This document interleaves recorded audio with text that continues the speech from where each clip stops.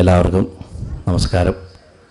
കഴിഞ്ഞ വർഷം ഡിസംബർ അവസാനത്തിൽ ഇതേപോലെ ഇവിടെ വന്നിരുന്ന് ധന്വന്തരിയും വല്ലഭഗണപതിയെയും കുറിച്ച് ഒരു വിശദമായ പ്രഭാഷണം നടത്താൻ ഭാഗ്യം കിട്ടിയിരുന്നു. ആ പ്രഭാഷണം റെക്കോർഡ് ചെയ്യപ്പെട്ടതുകൊണ്ട് അനവധി സ്ഥലങ്ങളിൽ എത്തിച്ചേർന്നു. ഒരുപാട് പേരത് കേട്ടു. കേരളത്തിലും കേരളത്തിൻ്റെ പുറത്തുമൊക്കെ ഒരു വിശേഷമായിട്ടുള്ളൊരു ക്ഷേത്രമാണ്. വളരെ അപൂർവതകളുള്ള ഒരു ക്ഷേത്രമാണ്. അവിടെ ഈ കുചേലവൃത്തം കഥ പറയാൻ സാധിച്ചതിൽ വളരെ സന്തോഷം.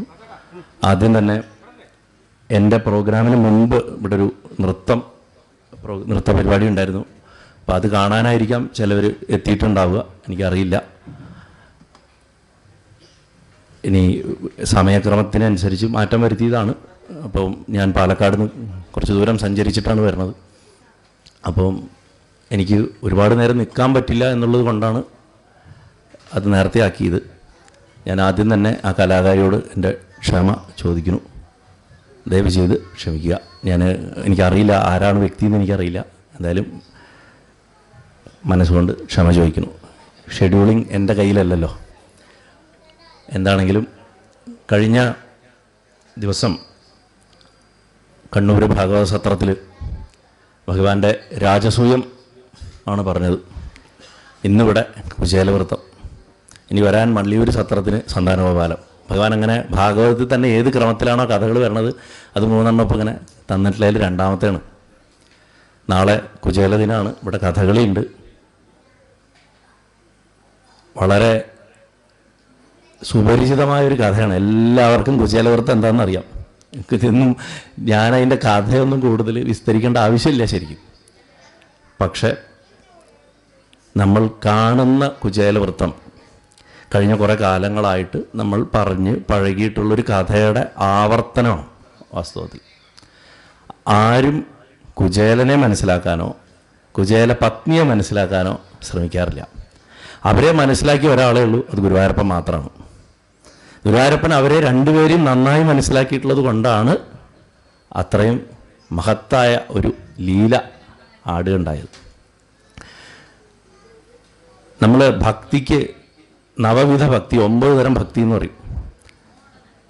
ശ്രവണം, കീർത്തനം, വിഷ്ണുസ്മരണം, പാദസേവനം, അർച്ചനം, വന്ദനം, ദാസ്യം, സഖ്യം, ആത്മനിവേദനം എന്ന് പറഞ്ഞിട്ടാണ് വരിക അല്ലേ. ശ്രവണച്ചാൽ കേൾക്കുക.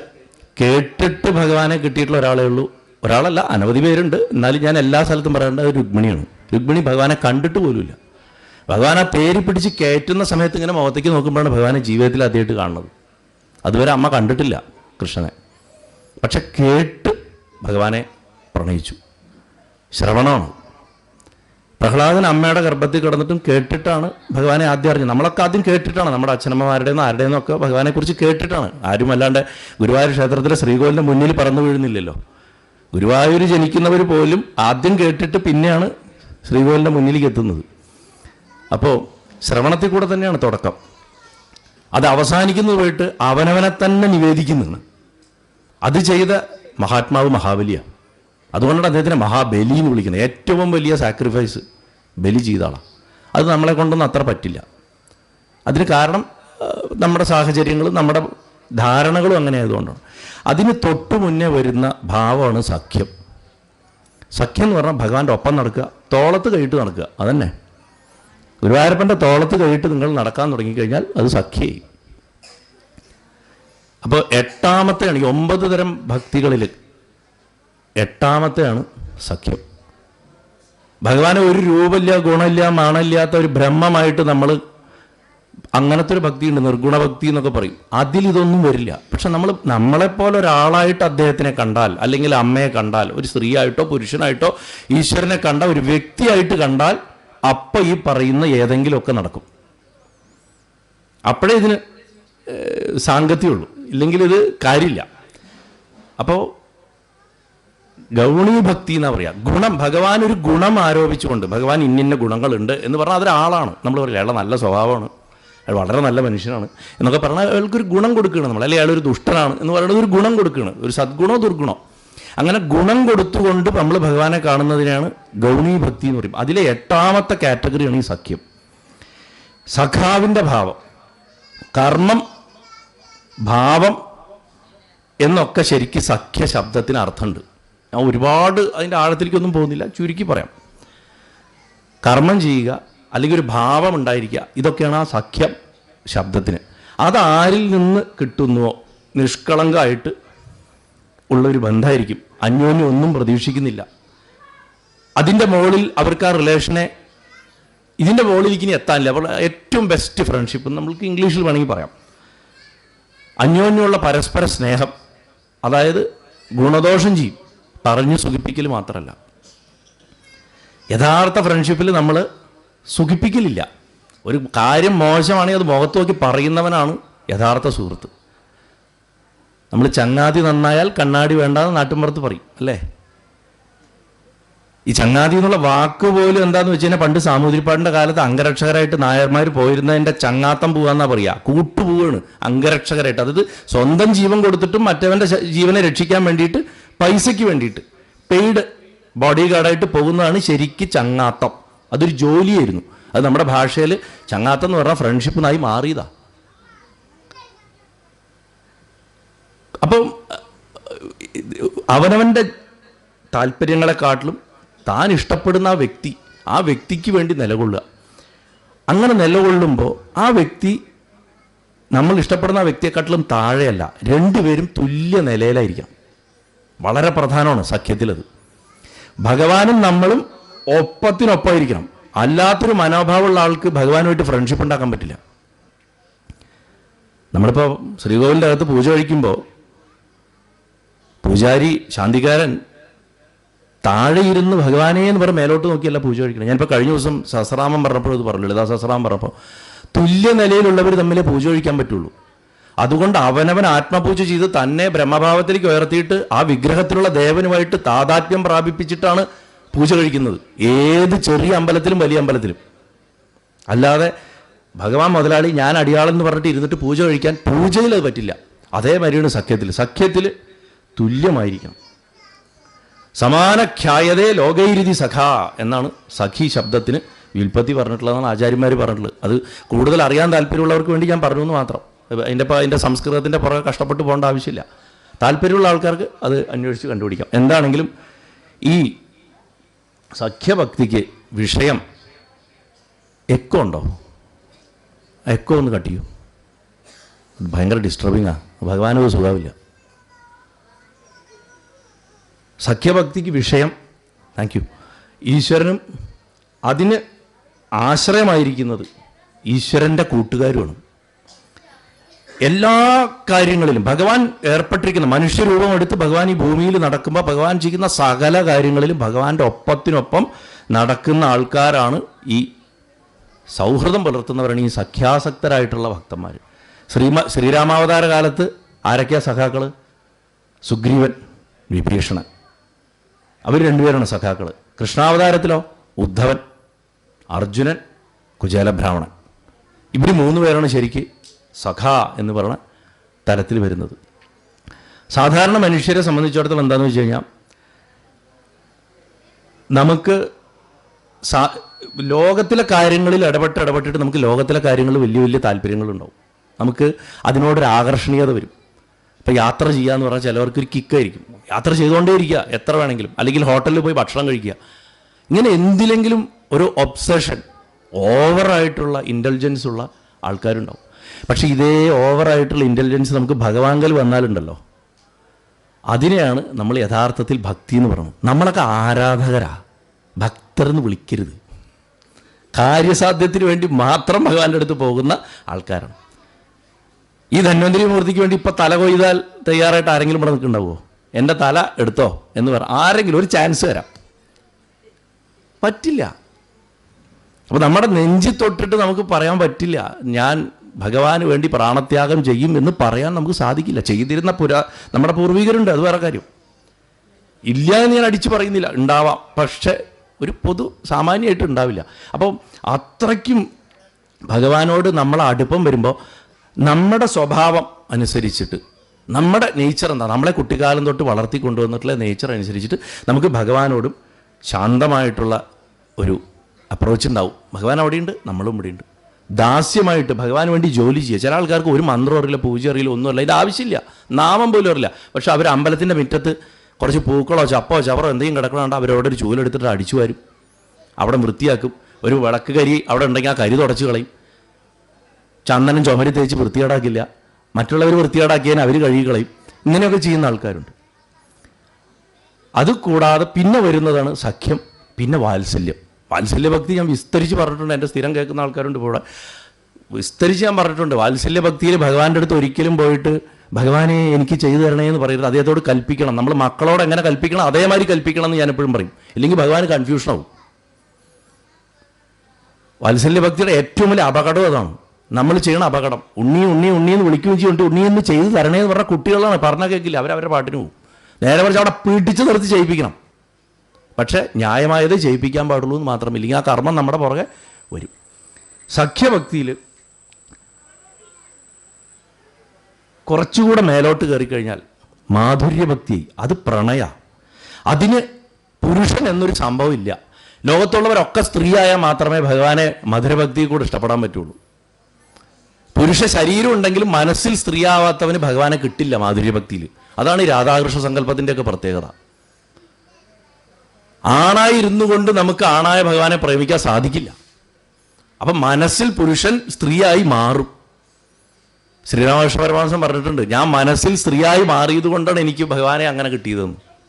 മനസ്സിൽ സ്ത്രീയാവാത്തവന് മാധുര്യഭക്തിയിൽ ജയിക്കാനും പറ്റില്ല. അത് വളരെ ഡിഫിക്കൽട്ടാണ്. നമ്മൾ കരുതുന്ന മാതിരി ഇന്ന് പറഞ്ഞ് കൊട്ടിക്കൊഴിച്ച് നടക്കണ മാതിരി ഇപ്പോൾ വൃന്ദാവന യാത്ര, കണ്ടക്ടൂർ, രാധാകൃഷ്ണൻ ഇതൊക്കെയാണല്ലോ നമ്മുടെ ലൈവുകളിൽ മുഴുവൻ വന്നുകൊണ്ടിരിക്കുന്നത്. പക്ഷേ ഇതൊന്നും ഏറ്റവും അപകടം പിടിച്ച ഇരുതല മൂർച്ചയുള്ളൊരു വാളാണ് പ്രണയഭക്തി.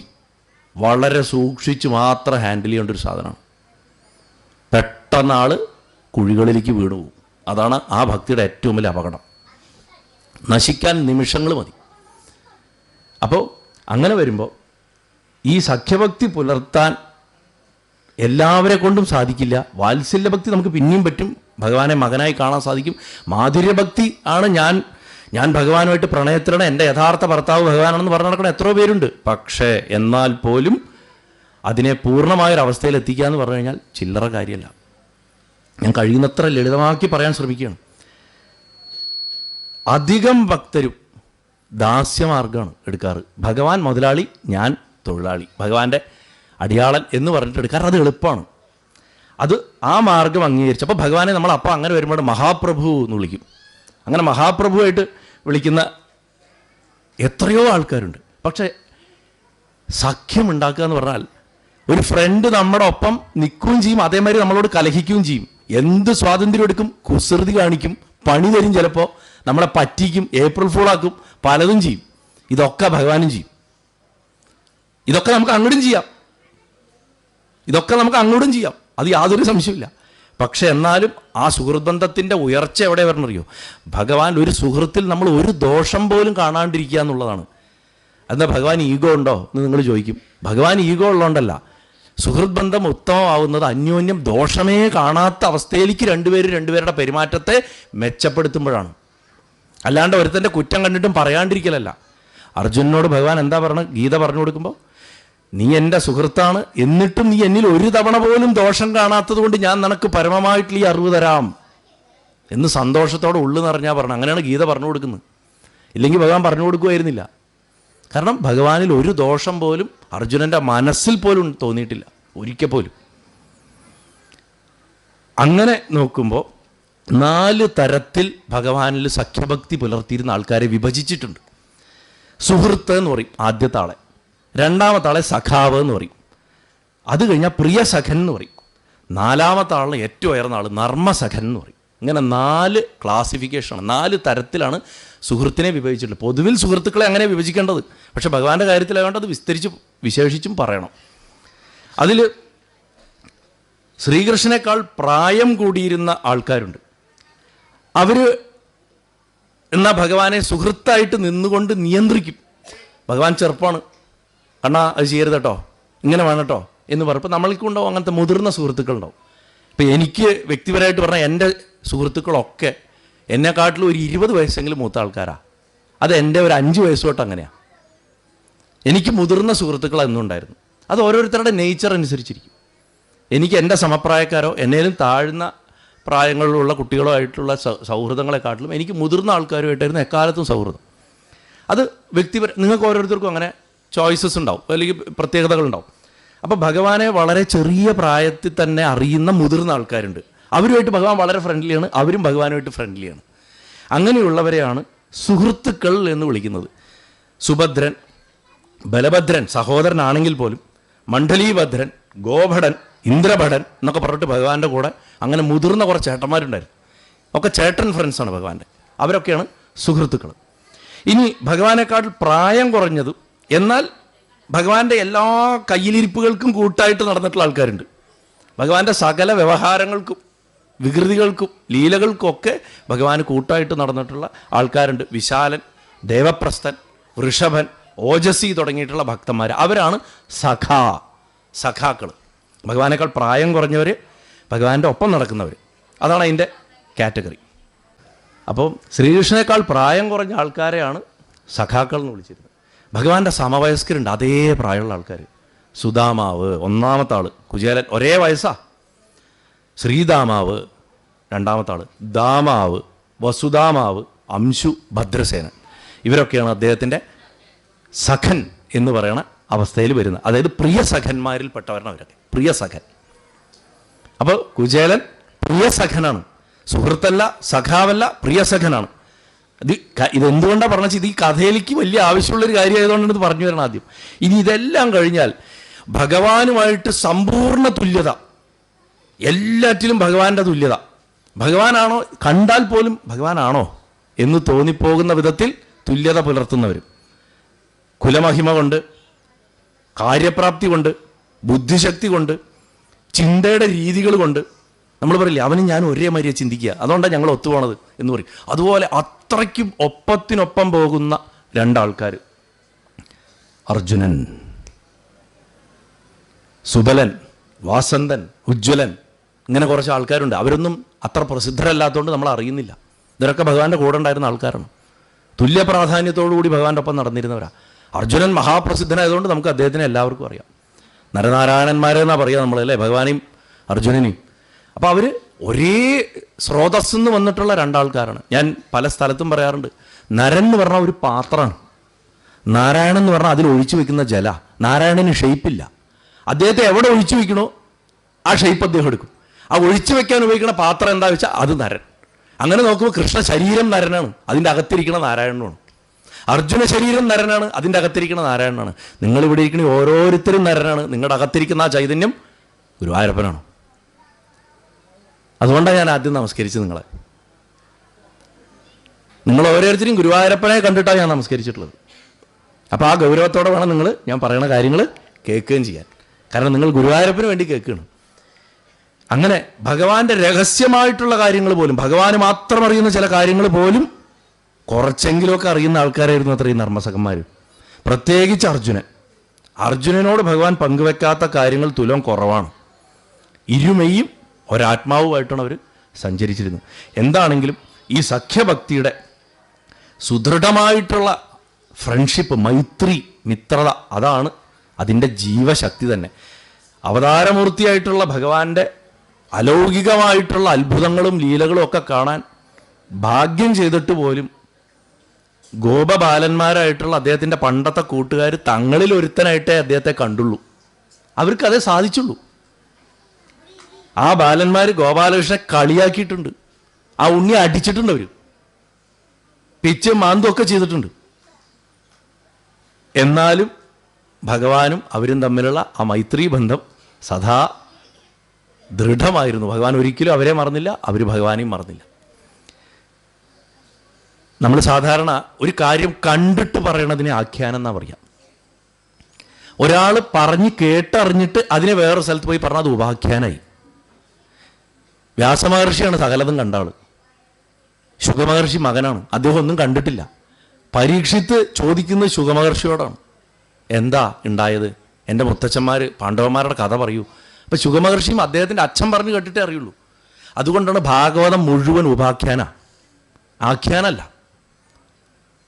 ആഖ്യാനം കണ്ടു പറഞ്ഞ, മഹാഭാരതം ആഖ്യാനാണ്, കണ്ടു പറഞ്ഞതാ. ഇത് ഉപാഖ്യാനം. അതുകൊണ്ടാണ് കുചേലോപാഖ്യാനം എന്ന് പറഞ്ഞത്.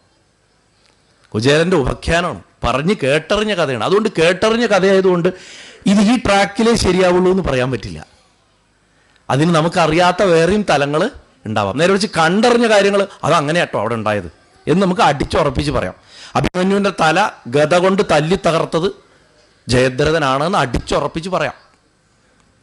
ആ മർഡറിൻ്റെ ഉത്തരവാദി അയാളാണ്, അതുകൊണ്ട് അയാളെ കൊല്ലണം എന്ന് നമുക്ക് പറയാം. പക്ഷേ ഉപാഖ്യാനങ്ങളിൽ അങ്ങനെയല്ല. നമ്മളറിയുന്നത് കയ്യളവ്, അറിയാത്തത് കടലളവ്.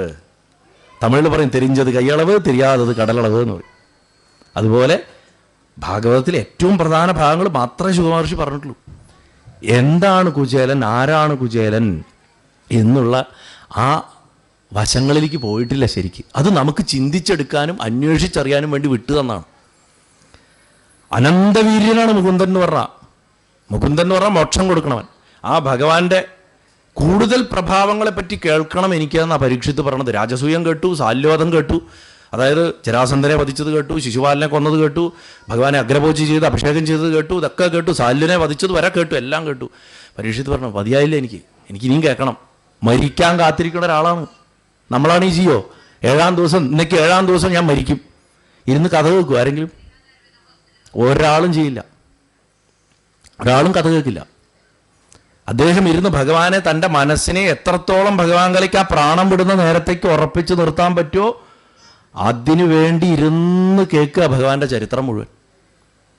ഞാൻ പലപ്പോഴും പറയാറുണ്ട്, പണ്ട് ഞാൻ മമ്മിയൂർ പറഞ്ഞാണത് ആദ്യം, പല സ്ഥലത്തും ഞാൻ പറയുന്നുണ്ട്, മരിക്കാൻ പഠിക്കുക എന്നുള്ളതാണ് ഏറ്റവും വലിയ ആധ്യാത്മിക വിദ്യാഭ്യാസം.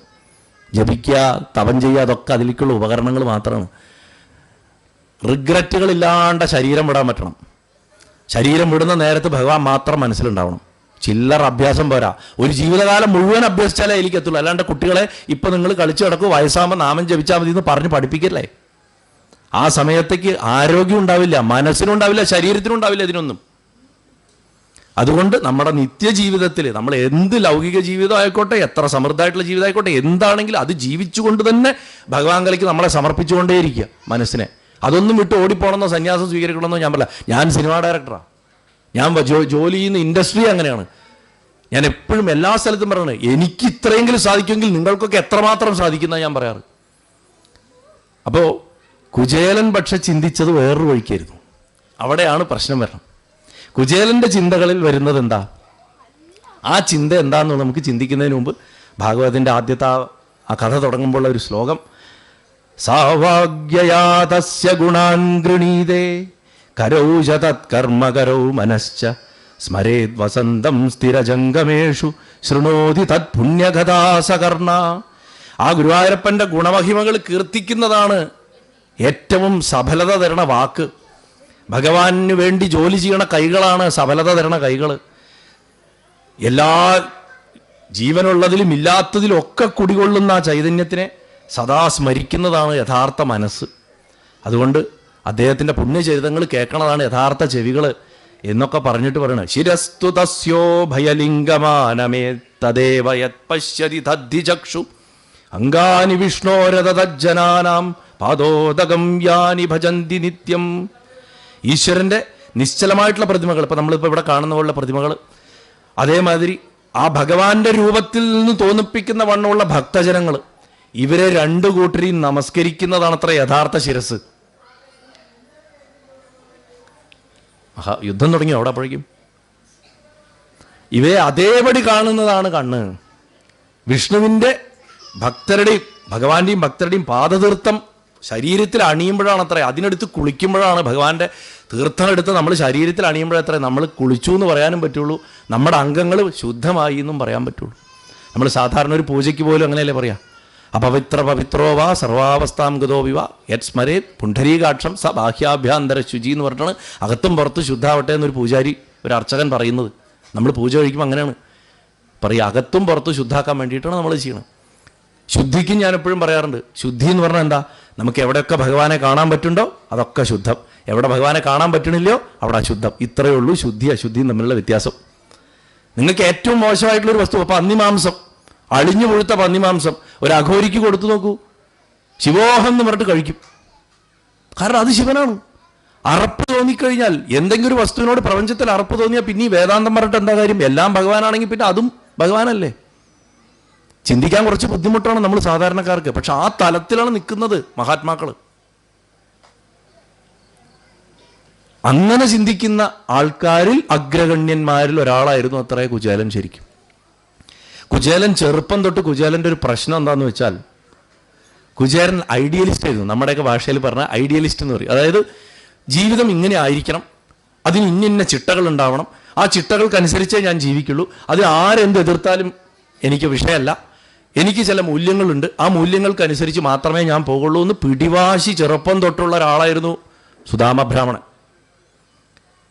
അപ്പം ശുഗമഹർഷി ഇനിയും ലീലകൾ കേൾക്കണം ഭഗവാന്റെ എന്ന് പറയുമ്പോൾ ഇനി പരീക്ഷത്തിന് പറഞ്ഞു കൊടുക്കാൻ പറ്റിയ ഏറ്റവും മികച്ച ഒരു കഥ ഇതായിരിക്കണം എന്ന് മനസ്സിലാലോചിച്ച് തൻ്റെ പിതാവിനെ വേദവ്യാസ മഹർഷിയെ മനസ്സിൽ ധ്യാനിച്ചിട്ട് പറയാണ്, കൃഷ്ണസ്യാസീത് സഖാ കശ്ചിത് ബ്രാഹ്മണോ ബ്രഹ്മവിത്തമ വിരക്ത ഇന്ദ്രിയാർത്ഥേഷു പ്രശാന്താത്മാ ജിതേന്ദ്രിയ. എന്താണ് അദ്ദേഹത്തിൻ്റെ ക്വാളിഫിക്കേഷൻ എന്ന് കൃത്യമായിട്ട് പറയുന്നുണ്ട് ആ ശ്ലോകത്തിൽ. ഞാൻ അധികം ശ്ലോകങ്ങളിലേക്ക് പോകില്ല, ഇനി കുറച്ച് ആ ഭാഗവതത്തിൻ്റെ ആ ഒരു രുചി കിട്ടാൻ വേണ്ടിയിട്ടും ആ പുണ്യം, ആ മന്ത്രശബ്ദങ്ങൾ നിങ്ങളിലേക്ക് എത്താൻ വേണ്ടിയിട്ടും പറഞ്ഞു എന്ന് മാത്രം. കൃഷ്ണന് ബ്രഹ്മവിത്തായിട്ടുള്ളൊരു ബ്രാഹ്മണ സ്നേഹിതനുണ്ടായിരുന്നു എന്ന് വളരെ കൃത്യമായിട്ട് പറയുന്നുണ്ട്. ബ്രാഹ്മണോ ബ്രഹ്മവിത്തമ, വെറും ബ്രാഹ്മണനല്ല, ജാതി കൊണ്ട് അവൻ കുലത്തിൽ ജനിച്ചു എന്നുള്ളതുകൊണ്ട് ആരും ബ്രാഹ്മണനാവില്ല. ബ്രഹ്മത്തെ അറിഞ്ഞവൻ ബ്രാഹ്മണൻ. ആ ബ്രഹ്മത്തിന്റെ പാതയിൽ ചരിക്കുന്നത് ബ്രഹ്മചര്യം, അല്ലാണ്ട് സ്ത്രീ പുരുഷ ബന്ധം ഇല്ലാണ്ടിരിക്കുക എന്നുള്ളതല്ല ബ്രഹ്മചര്യത്തിന്റെ ഒരു കാലത്തും അർത്ഥം. ലോകത്തിലെ ഏറ്റവും വലിയ ബ്രഹ്മചാരികളിൽ ഒരാൾ ശ്രീകൃഷ്ണനാണ്. അതിൻ്റെ കഥ ഞാൻ പല സ്ഥലത്തും പറഞ്ഞിട്ടുണ്ട്. ഇതേ പരീക്ഷിത്ത് മരിച്ച് ചാവള്ളിയായിട്ട് ഉത്തരയുടെ ഗർഭത്തുനിന്ന് പുറത്തു വന്നപ്പോൾ കൃഷ്ണൻ എന്തു പറഞ്ഞിട്ടാണ് കൃഷ്ണനെ ആ കുട്ടിയെ തൊടാൻ സപ്തർഷികൾ വിളിച്ചതെന്ന്. ബ്രഹ്മചര്യമുള്ള, ഇന്നേ വരെ ബ്രഹ്മചര്യം നശിപ്പിക്കാത്ത ഒരാൾ സ്പർശിച്ചാലേ ഈ ചാവള്ള എണീക്കുള്ളൂ എന്ന് പറഞ്ഞു. ഒരു മഹർഷിക്കും ആ കുട്ടിയെ വന്ന് തൊടാൻ ധൈര്യം വന്നില്ല. ദ്രൗപദി പറഞ്ഞത് കേട്ടിട്ട് ഭഗവാൻ എഴുന്നേറ്റ് വന്ന് ഭഗവാൻ തൊട്ടിട്ട് പറയണം, ഞാൻ കംസനെയും എൻ്റെ അമ്മാവനായ കംസനെയും അവൻ്റെ കൂട്ടാളികളെയും എൻ്റെ അച്ഛനെയും അമ്മയും തടവിലിട്ടതിൻ്റെ പ്രതികാരമായിട്ടല്ല, മറിച്ച് ധർമ്മത്തിന് വേണ്ടിയാണ് ഞാൻ വധിച്ചതെങ്കിൽ ഈ കുട്ടി എണീക്കട്ടെ എന്ന് പറഞ്ഞിട്ട് തൊടുക ചെയ്തു. അപ്പോഴാണ് പരീക്ഷത്ത് കൈകാലം ഇളക്കണത്. ആ കുട്ടി കാരണമാണ് നമുക്ക് ഈ ഭാഗവതം കിട്ടിയത്. ഇല്ലെങ്കിൽ ഭാഗവതം നമുക്ക് കിട്ടില്ല. അപ്പം ഭഗവാൻ പുനർജീവനം കൊടുത്തതാണ് തൻ്റെ ബ്രഹ്മചര്യ ശക്തി കൊണ്ട്. അപ്പം ഭഗവാന്റെ ബ്രഹ്മചര്യ ശക്തി കാത്തുരക്ഷിക്കുന്നുണ്ട് ഭാഗവതത്തിനെ. ആ ഭാഗവത ഗ്രന്ഥത്തിൽ ഭഗവാന്റെ ശക്തിയാണ്. അപ്പം ബ്രഹ്മചര്യം എന്ന് പറഞ്ഞാൽ ബ്രഹ്മത്തിൻ്റെ പാതയിൽപ്പെടും. എന്താ ഈ ബ്രഹ്മത്തിൻ്റെ പാത? വളരെ എളുപ്പമാണ്. ലോകത്തുള്ള ബാക്കിയുള്ള സകല അറിവുകളും കൂട്ടിവെച്ചാലും വരാത്തൊരു വസ്തുണ്ട്. അതിനെയാണ് ഭട്ടപാദര് സാന്ദ്രാനന്ദാവബോധം എന്ന് പറഞ്ഞു തുടങ്ങിയതും അവസാനിപ്പിക്കുമ്പോൾ പരമാനന്ദ സന്തോഹലക്ഷ്മിയും എന്ന് പറഞ്ഞ് അവസാനിപ്പിച്ചത് നാരായണീയത്തിൽ. ഞാൻ തന്നെയാണ് ആ ബ്രഹ്മം എന്ന ബോധമാണ്. അത് നമ്മുടെ ശരീരത്തിനെ കേന്ദ്രീകരിച്ച് ഞാൻ ശരത് ആണ് ബ്രഹ്മം, അതല്ല അവിടെ അർത്ഥം. ബ്രഹ്മബോധം വന്നു കഴിഞ്ഞാൽ ഈ ഇരിക്കുന്നവരുടെ ഏറ്റവും അറ്റത്തിരിക്കുന്ന ഒരാളുടെ ശരീരത്തിൽ ഒരു മുറിവുണ്ടായാൽ ചിലപ്പോൾ ആ വേദന ഇവിടെ അനുഭവിക്കും. ഒരാളുടെ മനസ്സ് സന്തോഷിച്ചാൽ, അല്ലെങ്കിൽ ഒരു പ്രാണി കൊല്ലപ്പെട്ടാൽ, അല്ലെങ്കിൽ ഒരു പ്രാണിക്ക് അവിടെ ഒരു വേദന ഉണ്ടായിക്കഴിഞ്ഞാൽ ആ വേദന ഇവിടെ അറിയും. കാരണം എല്ലാം ഒരു ശരീരമായി, എല്ലാം ഒരു ശരീരമായുള്ള അവസ്ഥ എന്താണെന്ന് ആലോചിച്ച് നോക്കൂ. അത് ആനന്ദമായിട്ടുള്ളൊരവസ്ഥ മാത്രമാണ് ശരിക്കും. അതിൻ്റെ ഏറ്റവും ഉത്തുംഗമായിട്ടുള്ള അവസ്ഥയിൽ സമാധിയിൽ അതാണ് അനുഭവിക്കുന്നത് നമ്മൾ. തുരീയം എന്ന് പറയും. അപ്പോൾ അങ്ങനെ ബ്രഹ്മവിത്തമനായിട്ടുള്ളൊരു ബ്രാഹ്മണൻ ഉണ്ടായിരുന്നു. അപ്പോൾ സാധനയിൽ അത്ര ഉയർന്ന ആളായിരുന്നു കുചേലൻ എന്ന് ഫസ്റ്റേ ശുഗമഹർഷി പറഞ്ഞു. കൃഷ്ണനൊരു സഖാവ് ഉണ്ടായിരുന്നു. ആ സഖാവ് ബ്രഹ്മവിത്തനായിട്ടുള്ള ഒരു ബ്രാഹ്മണനായിരുന്നു എന്ന് പറഞ്ഞിട്ട് ഇൻട്രൊഡക്ഷൻ കഴിച്ചു. കൂടുതൽ വിസ്തരിക്കേണ്ട ആവശ്യമില്ല, അവിടെ ചിന്തിക്കാം. അദ്ദേഹം എങ്ങനെയുള്ളവനായിരുന്നു? ഇന്ദ്രിയങ്ങളെ അടക്കിയവനായിരുന്നു. എന്ത് കിട്ടിയാലും തിന്നുക, സുഖം തേടി പോവുക, ഇതൊന്നുമില്ല. ഭക്ഷണസുഖം, കാമസുഖം, ധനസുഖം, ഇതൊന്നത്തിലും താല്പര്യമില്ലാത്ത ഒരാൾ. എന്നാൽ അതിൽ വല്ല വിഷമമുണ്ടോ അദ്ദേഹത്തിന്? ഇല്ല. പ്രശാന്ത മനസ്സായിരുന്നു കുചേലന്. വിഷമമില്ല. നമ്മുടെ ഇന്നത്തെ കാലത്ത് പ്രഭാഷണങ്ങളിലും ഈവൻ നമ്മുടെ ദൃശ്യകലകളിലൊക്കെ അടിച്ചു കയറ്റുന്ന പോലെ കുചേലൻ കരഞ്ഞു പിഴിഞ്ഞ് എൻ്റെ ദാരിദ്ര്യം, എൻ്റെ കഷ്ടപ്പാട് എന്ന് പറഞ്ഞ തലയ്ക്ക് തല്ലി നടന്ന ആളല്ല. ദേവി ഇത് അത്തരം ധാരണകളൊക്കെ എടുത്ത് ദൂരെ കളയൂ. കുചേലനൊരു ഋഷിയാണ്. അദ്ദേഹത്തിന് കുചേലൻ തന്നെ വിളിക്കണതേ സങ്കടമാണ്. കീറിപ്പറഞ്ഞ ചേല ഉടുത്തവൻ, വസ്ത്രമെടുത്തവൻ ആയതുകൊണ്ട് പാവം കുചേലൻ, കീറത്തുണി ഉടുത്തവൻ എന്നുള്ള അർത്ഥത്തിൽ വിളിച്ചതാ. ഇപ്പൊ കുബേരനെ കുബേരൻ എന്ന് വിളിക്കുന്ന മാതിരി. അദ്ദേഹത്തിന് നല്ലൊരു പേരുണ്ട്, വൈശ്രവണൻ. കാണാൻ കൊള്ളാത്ത ദേഹമുള്ളവൻ, കാശുള്ളവനെ അല്ലെങ്കിൽ എന്തെങ്കിലും കുറ്റം പറഞ്ഞല്ലോ. അപ്പൊ അതുകൊണ്ട് കുബേരൻ, അവനെ കാണാൻ കൊള്ളില്ല എന്ന് പറഞ്ഞിട്ട് അദ്ദേഹത്തിനെ അങ്ങനെ വിളിക്കുകയാണ്. വാസ്തവത്തിൽ അദ്ദേഹത്തിനെ കുബേരൻ എന്ന് വിളിക്കരുത്, അതൊരു മോശം വാക്കാ. കുചേലൻ എന്നുള്ളതും മോശം വാക്കാണ്. അപ്പോൾ സുദാമ ബ്രാഹ്മണന്റെ കാര്യമാണ് പറയണത്. അദ്ദേഹം ഇന്ദ്രിയങ്ങളെ അടക്കി പ്രശാന്ത മനസ്സോടെ ഇരിക്കും. ഈ പ്രശാന്തനാവാനുള്ള കാരണം എന്താ അറിയോ? അദ്ദേഹം തൻ്റെ സ്വന്തം ഇച്ഛപ്രകാരം, തൻ്റെ ഇഷ്ടപ്രകാരം, തൻ്റെ വ്രതമായിട്ട് ദാരിദ്ര്യത്തെ സ്വീകരിച്ച ആളാണ്. കാരണം പ്രാചീന ഭാരതത്തിൽ ബ്രാഹ്മണൻ സ്വയമേവ ദാരിദ്ര്യം സ്വീകരിച്ചിരിക്കണം. അവൻ്റെ ജോലി കിട്ടുന്നത് കൊണ്ട് തൃപ്തിപ്പെടുകയും ചോദിക്കുന്നവൻ അറിവ് കൊടുക്കുകയും ചെയ്യുക എന്നുള്ളത് മാത്രമാണ്. ദക്ഷിണയ്ക്ക് വേണ്ടിയോ മറ്റൊന്നിനു വേണ്ടിയോ പോവില്ല. എന്നാൽ അറിഞ്ഞ് ദക്ഷിണ ചെയ്യും മറ്റുള്ളവരവർക്ക്. അങ്ങനെയായിരുന്നു. അതിൽ തന്നെ വളരെ കഷ്ടമായിട്ടുള്ള വ്രതങ്ങൾ ചെയ്തിട്ട് തങ്ങളുടെ പൂർവ്വജന്മങ്ങളുടെ കർമ്മങ്ങളെ നശിപ്പിക്കണം എന്ന് ആഗ്രഹിച്ച് വ്രതമെടുത്തിരുന്നവരുണ്ടായിരുന്നു. നമുക്കിവിടെ മര്യാദയ്ക്ക് ഒരു ദിവസം ഏകാദശി മര്യാദയ്ക്ക് എടുക്കാൻ പറ്റില്ല.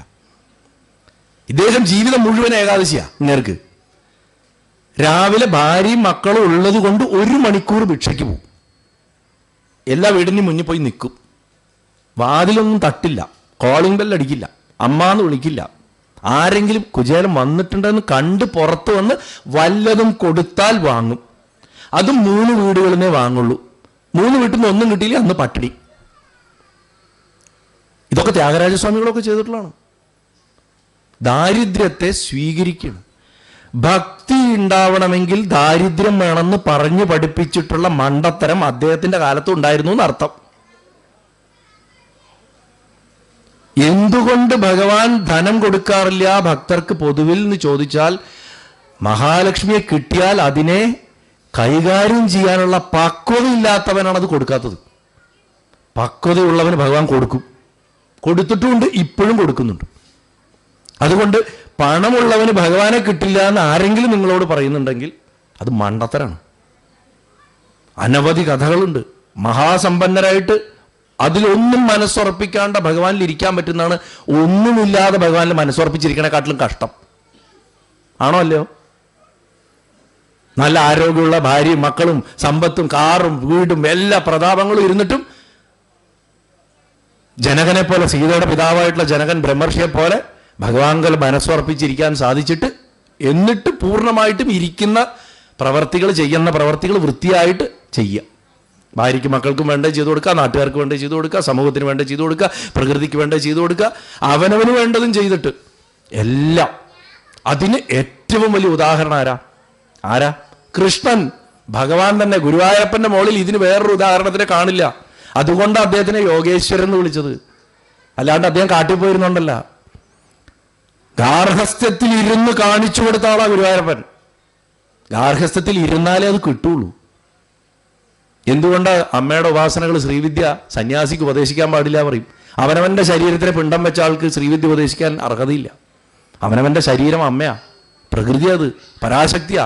ഇതിനെ വേണ്ട എന്ന് പറഞ്ഞ് നിരാകരിച്ചിട്ട് എനിക്ക് ആത്മാവുമായിട്ടുള്ള ശിവൻ മാത്രം മതി എന്ന് പറഞ്ഞിട്ടുള്ള ഒരാൾക്ക് എങ്ങനെ ശ്രീവിദ്യയുടെ ഉപാസന പറഞ്ഞു കൊടുക്കാൻ പറ്റുന്ന അതിൻ്റെ ചോദ്യം.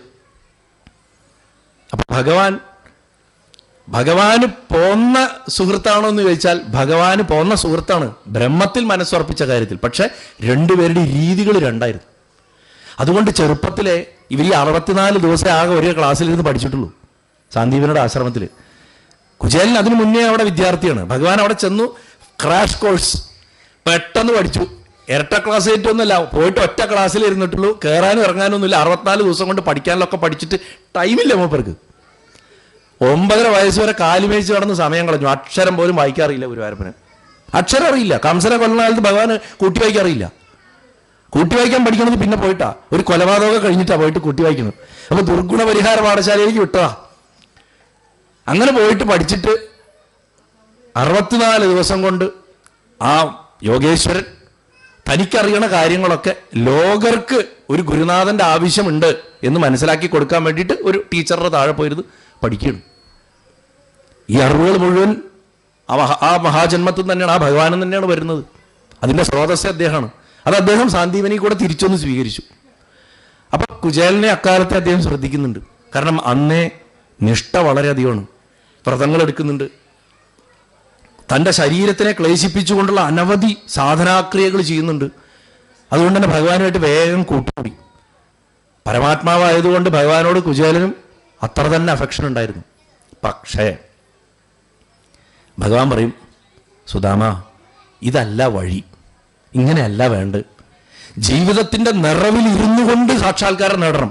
അതിലാണ് മെറിറ്റ്. ഉണ്ടായാലല്ലേ കളയാൻ പറ്റുള്ളൂ. എന്തെങ്കിലും ത്യജിക്കണമെങ്കിൽ ആദ്യം ഉണ്ടാവണം. ആദ്യം ഉണ്ടാക്കിയിട്ട് വേണം ത്യജിക്കാൻ. ഉണ്ടാക്കാത്തൊരു സാധനത്തിന് ഞാനൊക്കെ കളഞ്ഞിട്ട് പോയിരിക്കണമെന്ന് പറയിച്ചാൽ, ഞാൻ എൻ്റെ കുടുംബത്തിന് സകലത്തിന് ഉപേക്ഷിച്ചു, വീട്ടിൽ ചെന്ന് നോക്കിയറിയാം ഒന്നും ഉണ്ടാക്കി കൊടുത്തിട്ടുണ്ടാവില്ല. അവിടെ ടോട്ടൽ ഫെയിലിയർ ആയിട്ട് ഓടിപ്പോയതായിരിക്കും. എന്നിട്ട് പറയും ത്യാഗമാണെന്ന്.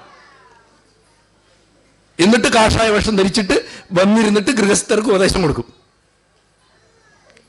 അപ്പോ ഭഗവാൻ പറയുന്നു ഉണ്ടാക്കണം ആദ്യം, എന്നിട്ട് ത്യജിക്കണം. കുചേലൻ കേൾക്കില്ല. കൃഷ്ണ നിനക്കത് പറയാം, എൻ്റെ രീതി വേറെയാണ്. നീ ക്ഷത്രിയൻ, ഞാൻ ബ്രാഹ്മണൻ. അപ്പൊ ജാത്യാലുള്ള തൻ്റെ ഒരു മേൽക്കോയ്മ കൂടെ അദ്ദേഹം പറയും, എൻ്റെ രീതി ഇതാണ്, ഞാൻ ഇങ്ങനെയാണ്, എന്നെ ആരും ഉപദേശിച്ച് മാറ്റിമറിക്കാനൊന്നും നോക്കണ്ട എന്ന് പറയും. അങ്ങനെയൊക്കെ പറഞ്ഞ് ഭഗവാന്റെ കൂടെ കഴിഞ്ഞ കാലത്ത് ഭഗവാൻ അറിയാം എന്നെങ്കിലും ഒരു ദിവസം എൻ്റെ മുന്നിൽ, എൻ്റെ കളത്തിൽ, ഇൻ മൈ ഓൺ ഗ്രൗണ്ട്, ഈ ബ്രഹ്മവിത്തമനായിട്ടുള്ള ഈ അർഹതയുള്ളവന് യഥാർത്ഥ സാക്ഷാത്കാരത്തിൻ്റെ സ്വഭാവം എന്താണെന്ന് ഞാൻ കാണിച്ചു കൊടുക്കും. ഭഗവാൻ അങ്ങനെയാണ്. ഭഗവാന് വാശിയും വൈരാഗ്യവും ഭഗവാൻ ആരോടും ഇല്ലല്ലോ. എല്ലാവരെയും കൈപിടിച്ച് കയറ്റണമെന്നേ ഉള്ളൂ ഭഗവാൻ. എല്ലാവരെയും കൈപിടിച്ച് ചേർത്തുക. ഗുരുവായൂരപ്പൻ ഒരാളോട് ദേഷ്യപ്പെടില്ല. മഹാദേവനും അങ്ങനെയാണ്. നമ്മൾ വെറുതെ പറയുകയാണ് ഭഗവാൻ കോപിച്ചു എന്നൊക്കെ. ഭഗവാൻ ആരോടും കോപില്ല. ഭഗവാന് സങ്കടമേ ഉള്ളൂ. നമ്മൾ എന്താ ഇത്രയും കഴിവുണ്ടായിട്ട്, അവസരങ്ങളുണ്ടായിട്ട് ജീവിതം തൊലച്ചു കളയണം എന്നുള്ള സങ്കടങ്ങൾ മാത്രമാണ്. പെറ്റ അമ്മയ്ക്ക് എന്താ തോന്നുക? എത്ര മക്കളായാലും അവർ ദേഷ്യപ്പെട്ടാലും ഉള്ളിൻ്റെ ഉള്ളിൽ അവർക്ക് ആ സ്നേഹം ഉണ്ടാവും. എന്തിനാ ഇങ്ങനെ ഒരു നല്ല ജന്മം നശിപ്പിക്കണമെന്ന് അവർ ചിന്തിക്കുള്ളൂ അല്ലേ? അതേപോലെയാണ് ഭഗവാന്റെ കാര്യം. അങ്ങനെയുള്ള ആ ഗുരുവായൂരപ്പൻ്റെ ആ കുചേല ഭാഗം വരുമ്പോൾ ഭട്ടബാദർ നാരായണീയം ഒരു ശ്ലോകമെങ്കിലും പറഞ്ഞ് ഗുരുവായൂരപ്പന് വിഷമാവും. ആ കുചേലോഖ്യാനം തുടങ്ങണ തന്നെ 87-ാമത്തെ ദശകത്തിൽ കുചേലനാമാഭവതസ്സധീർത്ഥ്യതാം ഗതസ്സ സാന്ദീപനി മന്ദിരേ ദ്വിജ ത്വദേകരാഗേണ ധനാദിനിസ്പൃഹോ ദിനാനി നിന്നേ പ്രശമീ ഗൃഹാശ്രമീ. സാന്ദീപനിയുടെ ഗൃഹത്തിൽ വസിക്കുന്ന കാലത്ത് അങ്ങയുടെ കൂടെ പഠിച്ചവനായിട്ടുള്ള ആ ശാന്തശീലനും ഗൃഹസ്ഥാശ്രമസ്ഥൻ അന്നേ തന്നെ ചെറുപ്പത്തിലേ വിവാഹം കഴിച്ചിട്ടുണ്ടോ എന്നൊരു സംശയം ഭട്ടതിരിക്കും. ഭഗവാന് 9-10 വയസ്സുള്ളപ്പോൾ ഇദ്ദേഹത്തിന് ഏകദേശം 9-10 വയസ്സേ കാണുള്ളൂ. അല്ലെങ്കിൽ ഒരു 10-13 വയസ്സുണ്ടാവും മാക്സിമം അവർക്ക് രണ്ടുപേർക്കും. അന്നേ കുചേലൻ കല്യാണം കഴിച്ചിട്ടുണ്ടോ എന്ന് നമുക്ക് സംശയം തോന്നും നാരായണീയം വായിച്ച. കാരണം അന്നേ ഗൃഹസ്ഥാശ്രമം ഉള്ള ആളാണെന്നാ പറയണത്. അങ്ങനെയുള്ള ആ ബ്രാഹ്മണൻ അങ്ങയിൽ മാത്രമുള്ള പ്രേമം കൊണ്ട് ധനം മുതലായവയിൽ ആശയില്ലാതെ ദിവസങ്ങൾ കഴിച്ചു കൂട്ടി എന്ന് പറഞ്ഞിട്ട് ഭട്ടതിരിപ്പിനൊക്കെ ചുരുക്കിയാ പറയാം. ഒരു ശ്ലോകമെങ്കിലും നാരായണീയം പറയണം. അതുകൊണ്ടാണ് പറഞ്ഞത്. അങ്ങനെ ഈ കുചേലന്റെ മനസ്സിനെ പ്രശാന്തം എന്ന് വിളിക്കാനുള്ള കാരണം എന്താ വെച്ചാൽ, നമ്മുടെ മനസ്സിനെ കുഴപ്പത്തിലാക്കണത് 3 തരം ഏഷണകളാണ്. ഏഷണിയല്ല, ഏഷണ എന്ന് പറയും. ആ 3 തരം ഏഷണകളെന്ന് പറഞ്ഞാൽ ശരിക്കും ഭാര്യയോടുള്ള സ്നേഹമാണ്, അല്ലെങ്കിൽ ഭർത്താവിനോടുള്ള സ്നേഹം, ദാരേഷണ എന്ന് പറയും. പിന്നെ മക്കളോടുള്ള പുത്രേഷണ എന്ന് പറയും. മൂന്നാമത്തത് ധനത്തിനോട് വിത്തേഷണ എന്ന് പറയും. ഇങ്ങനെ 3 ഏഷണകളുണ്ട്. ഈ 3 ഏഷണകൾ ഉണ്ടെങ്കിൽ നമുക്ക് നിസ്സംഗത ഉണ്ടാവില്ല. നിസ്സംഗത വരണമെങ്കിൽ ഇതിനെ നമ്മൾ മാറ്റിയേ പറ്റൂ. ഭഗവത് ഭക്തി വന്നാലേ ഒരാൾക്ക് നിസ്സംഗത കിട്ടുള്ളൂ. അപ്പോൾ എങ്ങനെ വെറുതെ ഭഗവത് ഭക്തി ഉണ്ടായിട്ട് കാര്യമില്ല. ഉള്ളതൊക്കെ ഭഗവാന്റെ ആണെന്നുള്ള ചിന്തയിൽ പ്രവർത്തിക്കുക. ഇപ്പം രാവിലെ എണീച്ചു, ഒരാൾ വന്നു, രാവിലെ എണീച്ച് പുറത്തിറങ്ങിയിട്ട് അയാൾ നമ്മളെ ചീത്ത വിളിച്ചു. ആ ചീത്ത നമ്മുടെ മനസ്സിൽ മുറിവുണ്ടാക്കി. ഭഗവാനോട് പറയണം, ഗുരുവായൂരപ്പ രാവിലെ എണീച്ച് പുറത്ത് വന്നു, ഇയാൾ എന്നെ ചീത്ത പറഞ്ഞു, എനിക്ക് ഭയങ്കര സങ്കടമായി, എനിക്ക് കരച്ചിൽ വരുന്നുണ്ട്, എന്നാലും ആ സങ്കടം ആ കരച്ചിലൊക്കെ ഞാൻ നിനക്ക് തരുന്നു. അവിടുന്ന് പോയേക്കണം. അത് ഭഗവാന് കൊടുത്തിട്ട് അത് മനസ്സിൽ വെച്ചേക്കരുത്. അവിടുന്ന് അങ്ങോട്ട് പോയേക്കണം. കുറച്ചു പേരും ചെന്നു, ഒരാൾ നിങ്ങളെ കണ്ടു, ഭയങ്കര പ്രശംസ, നിങ്ങളെ ഒരുപാട് പ്രശംസിച്ചു, ഗംഭീരായിട്ടോ അസലായിട്ടോ എന്നൊക്കെ പറഞ്ഞാലും അതും ഭഗവാന് കൊടുത്ത് അവിടുന്ന് പോയേക്കണം. എപ്പോഴും മനസ്സ് ഒഴിച്ചിട്ടോണ്ടേയിരിക്കണം. എന്ത് കിട്ടിയാലും, നല്ലത് കിട്ടിയാലും ചീത്ത കിട്ടിയാലും, നിങ്ങളുടെ ശരീരം കൊണ്ട് നിങ്ങൾക്ക് കിട്ടുന്ന എല്ലാ സുഖങ്ങളും എല്ലാ ദുഃഖങ്ങളും എല്ലാ വേദനകളും എല്ലാ സന്തോഷങ്ങളും സകലതും അപ്പ സ്റ്റോക്ക് തീർത്തുകൊണ്ടിരിക്കണം. ഒന്നും വെച്ചേക്കരുത്. ഇനി മറന്നുപോയാൽ കുറച്ച് നേരം കഴിഞ്ഞിട്ടാണെങ്കിൽ കഴിഞ്ഞ 2 മണിക്കൂറിൽ എനിക്ക് എന്തൊക്കെ കിട്ടി അതൊക്കെ തിരിക്കണോ പറഞ്ഞിട്ട് പോയേക്കണം. രാത്രി കിടക്കാൻ പോകുമ്പോൾ പറയണം ഇന്നത്തെ ദിവസം കിട്ടിയത് മുഴുവൻ തന്നിരിക്കണു പറഞ്ഞിട്ട് സുഖമായിട്ട് ഉറങ്ങണം. മൂപ്പര് ഉറങ്ങണ്ടെന്നേ, നമ്മളെ ഇതിൽ കൊണ്ടിട്ടത് അദ്ദേഹമാണല്ലോ. അപ്പോൾ പുള്ളി ഉറങ്ങണ്ട, നമ്മളത് അദ്ദേഹത്തിൽ കൊടുത്തേക്കുക. രാവിലെ എണീച്ചിട്ട് പറയുക, മുൻകൂറായി പറയാം ഇന്നത്തെ ദിവസം എനിക്ക് കിട്ടുന്നതൊക്കെ ഞാൻ മുൻകൂറായി തന്നിരിക്കണമെന്ന് പറയാം. അപ്പോൾ ബന്ധം ഉണ്ടാവില്ല, രക്ഷപ്പെടാം. കുചേലൻ ഇത് പ്രാക്ടീസ് ചെയ്തിരുന്ന ആളാണ്. ഇത് പ്രാക്ടീസ് ചെയ്തിരുന്നതിൻ്റെ പ്രശ്നം എന്താണെന്ന് വെച്ച് കഴിഞ്ഞാൽ ഇദ്ദേഹത്തിൻ്റെ ഭാര്യ ഇദ്ദേഹത്തിനോട് വളരെ സ്നേഹവും ബഹുമാനമുള്ള ഒരാളാണ്. 2 കാരണം കൊണ്ട് അവർ അദ്ദേഹത്തിനെ എതിർക്കാറില്ല. അവർക്കറിയാം അദ്ദേഹം സ്വയം വരുത്തി വെച്ചിരിക്കുന്ന പട്ടിണിയാണിതെന്ന്. കാരണം കുചേലൻ അതിബുദ്ധിമാനാണ്. അദ്ദേഹത്തിന് വിചാരിച്ചു കഴിഞ്ഞാൽ ഏതെങ്കിലും ഒരു രാജാവിൻ്റെ സദസ്സിൽ പോയിട്ട് ശാസ്ത്രങ്ങളൊക്കെ പറഞ്ഞ് എത്ര വേണമെങ്കിലും രത്നങ്ങളും സ്വർണമൊക്കെ സമ്മാനമായിട്ട് മേടിക്കാനുള്ള കഴിവുള്ള ആളാണ്. ഭഗവാന്റെ ഒപ്പം ബുദ്ധിശക്തി നിൽക്കുന്ന ഒരു വ്യക്തിയാണ് അദ്ദേഹം. ചെറിയ ബുദ്ധിയല്ല. അങ്ങനെയുള്ള ഒരാൾ നമ്മൾ പറയില്ലേ, ചിലപ്പോൾ ചില ഭാര്യമാർ ഭർത്താക്കന്മാരോട് പറയും നിങ്ങൾ എത്ര കഴിവുള്ള ആളാണ്, എന്നിട്ട് നിങ്ങൾ ഇങ്ങനെ ഇരിക്കണ്ടല്ലോ എന്ന് പറയും. അമ്മ അങ്ങനെ പറയില്ല. അമ്മയ്ക്ക് അറിയാം അദ്ദേഹത്തിന് ഇത്രയ്ക്ക് കഴിവുകളുണ്ടെന്ന്. പക്ഷേ അദ്ദേഹത്തിൻ്റെ വ്രതത്തിനെ അമ്മ മാനിച്ചു. അധികം ഭാര്യമാരും ചെയ്യില്ല അത്. ചില ആചാര്യന്മാർ പറയും ബ്രാഹ്മണന് പറഞ്ഞിട്ടുള്ളത് ദാരിദ്ര്യമാണെന്നുള്ള ആ പഴയ കാലത്ത് ആ ചിട്ട, വിദ്യ കൊടുക്കൽ മാത്രമാണ്, ദക്ഷിണ ചോദിക്കരുത്, അറിഞ്ഞു കിട്ടണം സ്വീകരിക്കുക എന്നുള്ള പഴയ വ്രതം അനുഷ്ഠിച്ചിരുന്നവർ പ്രാചീന ഭാരതത്തിൽ പോലും വിരലിലെണ്ണാവുന്നവരത്ര ഉണ്ടായിരുന്നുള്ളൂ. അതിൽ ഏറ്റവും ഉയർന്ന ആളായിരുന്നു അത്ര കുചേല ബ്രാഹ്മണൻ. അങ്ങനെയുള്ള ബ്രാഹ്മണന്മാരിന് വേറെ 10 പേരുണ്ടെങ്കിലും അതിൽ മഷിയിട്ട് നോക്കിയാൽ പോലും കുചേലന്റെ പത്നിയെപ്പോലും സ്ത്രീയെ കാണില്ല എന്ന്. കാരണം അവർക്ക് അത്ര ഈശ്വര വിശ്വാസവും തൻ്റെ പതിയിൽ അത്രയും വിശ്വാസവും തൻ്റെ പതിയുടെ വ്രതത്തിനൊരു ഭംഗം വരുത്തരുത് എന്നുള്ളത് കൊണ്ട് ഏത് പ്രായത്തിൽ അദ്ദേഹത്തിൻ്റെ കൈ പിടിച്ചിറങ്ങിയോ നല്ല ഉണ്ണാനും ഉടുക്കാനുള്ള വീട്ടിൽ നിന്നാ. പക്ഷെ ഭർത്താവ് സ്വയം വരിച്ചിട്ടുള്ള ദാരിദ്ര്യത്തിനെ ആ അമ്മ സ്വീകരിക്കുകയാണ്. യൗവനായിരുന്നപ്പോൾ എന്താന്ന് വെച്ചാൽ അവർ 2 പേരും മാത്രമേ ഉള്ളൂ. അമ്മയ്ക്ക് ആരോഗ്യമുണ്ട്, പട്ടിണി സഹിക്കാൻ പറ്റിയിരുന്നു. കുറച്ച് കഴിഞ്ഞപ്പോൾ പ്രസവിച്ചു. ആ കുട്ടിക്കുള്ള പാലും കാര്യങ്ങളും നോക്കണം. അത് കഴിഞ്ഞ് കുറച്ചുകൂടെ കഴിഞ്ഞപ്പോൾ വീണ്ടും ഒരു പ്രസവമായി. അങ്ങനെ 3-4 മക്കളൊക്കെ ആയി. അങ്ങനെ 3-4 മക്കളൊക്കെ ആയി കഴിഞ്ഞപ്പോൾ ഇവർ 2 പേരുടെ കാര്യം മാത്രം നോക്കിയാൽ പോരാ. പിന്നെ നമ്മളാരും ചെറുപ്പമാവുമല്ലോ, വർഷങ്ങൾ കഴിയുന്തോറും എല്ലാവരും താഴോട്ടാ പോയിക്കൊണ്ടിരിക്കുന്നു. 25 വയസ്സ് വരെ ഒരു മനുഷ്യൻ വളർച്ചയുള്ളൂ. 25 വയസ്സ് തൊട്ടിട്ട് ജനിച്ചപ്പോൾ തൊട്ടുള്ള വളർച്ച മുഴുവൻ ഇഞ്ചിഞ്ചായിട്ട് മരിക്കുന്നതാണ് പിന്നെ ബയോളജിക്കലി നമ്മൾ. അതാണ് മെഡിക്കൽ സയൻസ് നമ്മളെ പഠിപ്പിക്കുന്നത്. അതിന് കാലദൈർഘ്യം കൂടുന്നത് മാത്രം, വളരണ വേഗതയിൽ മരണം നടക്കുന്നില്ല എന്ന് മാത്രം, കാലമൃത്യു വരുന്നത്. അപ്പോൾ ശരീരം ഭക്ഷണമില്ല, പോഷകമില്ല, അകാല വാർദ്ധക്യം, മുടി നരച്ചു 10-28 വയസ്സൊക്കെ ആകുമ്പോഴേക്കും. അങ്ങനെ വാർദ്ധക്യം വന്ന് ശരീരം ചടച്ച് മെലിഞ്ഞ് ഈ കുട്ടികളെയും ഈ സ്ത്രീയെയും ഈ കുചേല ബ്രാഹ്മണനെയും കണ്ടു കഴിഞ്ഞാൽ വേണമെങ്കിൽ എപ്പം മെഡിക്കൽ കോളേജിൽ പോയിട്ട് 1-ാം വർഷത്തിന് അനാട്ടമി പഠിക്കാൻ കൊടുക്കാം. അങ്ങനെയായി അവരുടെ ശരീരം. അത്ര മോശം അവസ്ഥയിൽ എത്തി നിൽക്കുമ്പോഴും ഈ സ്ത്രീ, ഈ പതിവ്രതാരത്നം അല്പം പോലും കുബുദ്ധി ഉപയോഗിക്കുകയോ ഭർത്താവിൻ്റെ വ്രതത്തിന് ഭംഗം വരുന്ന കാര്യങ്ങൾ ഒരുമ്പെടാതിരിക്കുകയോ ചെയ്തിട്ടുള്ളവരാണ്. അദ്ദേഹത്തിന് ചില ചിട്ടകൾ, അദ്ദേഹം ഭിക്ഷയ്ക്ക് പോകുള്ളൂ, അവർ പോവാറില്ല. അദ്ദേഹം 1 മണിക്കൂർ യാചിച്ചു കൊണ്ടിരുന്നതേ കഴിക്കാൻ പാടുള്ളൂ, അല്ലാത്ത കഴിക്കരുത്. കുചേലൻ ചെയ്യണ തെറ്റെന്താ അറിയോ? ഇത് തെറ്റാണ്. ഇതാണ് ഭഗവാൻ പറഞ്ഞത്. ഇത് പലരും ഭഗവത് ഭക്തിയുടെ പേരിൽ അവരവരുടെ വീടുകളിൽ ചെയ്യണ തെറ്റാണ്. ഇത് ഞാൻ എപ്പോഴും പറയണം. നമ്മളുടെ ഉപാസനയ്ക്ക് വേണ്ടിയിട്ട് നമ്മൾ വീട്ടിലിരിക്കണ ആളെ പട്ടിണിക്കിടും. ഞാൻ ഏകാദശി വ്രതം നോക്കിക്കൊണ്ട് നിങ്ങൾ കഴിക്കണ്ടെന്ന് വയ്യാത്ത ഭർത്താവിനോട് പറഞ്ഞ എത്രയോ സ്ത്രീകളുണ്ട്. ഒരിക്കലും നമ്മുടെ ഉപാസന നമ്മുടെ ചുറ്റുമുള്ള ഒരാൾക്ക് പോലും ഒരു ഉപദ്രവമാവരുത്. ഒരാൾക്ക് പോലും ഉപദ്രവം. ആ ഉപാസനയ്ക്ക് പിന്നെ ഒരു കാര്യമില്ല. കുചേലന്റെ ഉപാസന പതിവ്രതാധർമ്മത്തിന്റെ പേരിൽ ആ ഭാര്യ അനുസരിച്ചെങ്കിലും പ്രകൃതിയുടെ കണ്ണിൽ ആ മക്കളോട് ചെയ്യുന്ന മഹാപാതകമാണ്. പ്രകൃതിക്ക് പ്രത്യുൽപാദനം നടത്തി കുഞ്ഞുങ്ങളുണ്ടായി, ആ കുഞ്ഞുങ്ങൾ വളർത്തി അടുത്ത ജനറേഷൻ ഉണ്ടാക്കി ഇവരുടെ ശരീരം പോകുന്നവരെ കൊണ്ടുപോകുക എന്നുള്ള ആ ചക്രത്തിനെ കൊണ്ടുപോകുക എന്നുള്ളതാണ് പ്രകൃതിയുടെ ധർമ്മം. പ്രകൃതി അതങ്ങനെയാണ്. പ്രകൃതിയുടെ മുന്നിൽ ഇത് ഇങ്ങനത്തെ പല സംഭവങ്ങളും തെറ്റാത് കാരണം. കുചേലന് വേണ്ടി ചെയ്ത ബലിയാണ് വാസ്തവത്തിൽ ഈ അമ്മയുടെ ജീവിതം എന്ന് പറയുന്നത്. ഈ സ്ത്രീക്ക് വളരെ ചെറുപ്പം തൊട്ടേ കൃഷ്ണഭക്തിയാണ്. വാസ്തവത്തിൽ കുചേലനേക്കാളും ഭക്തയാണ് കുചേല പത്നി. ഇത് ഒരു കഥകളിലും ആരും ആടിക്കാണാറില്ല, ഒരു സ്ഥലത്തും ആടിക്കാണാറില്ല, മനോധർമ്മമായിട്ട് പോലും ആരും ആടിക്കാണാറില്ല. സങ്കടമാണ്. കുചേലനെക്കാട്ടിലും ഉയർന്ന ആളാ.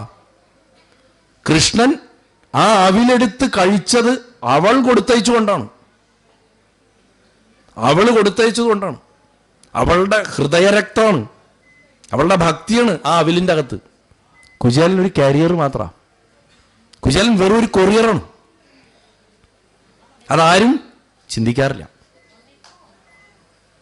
കുചേല പത്നിയുടെയും കൂടിയാണ് കുചേല ദിനം. അല്ലെങ്കിൽ കുചേല പത്നിക്കാണ് ശരിക്കും ആ ദിനത്തിൻ്റെ പ്രാധാന്യം.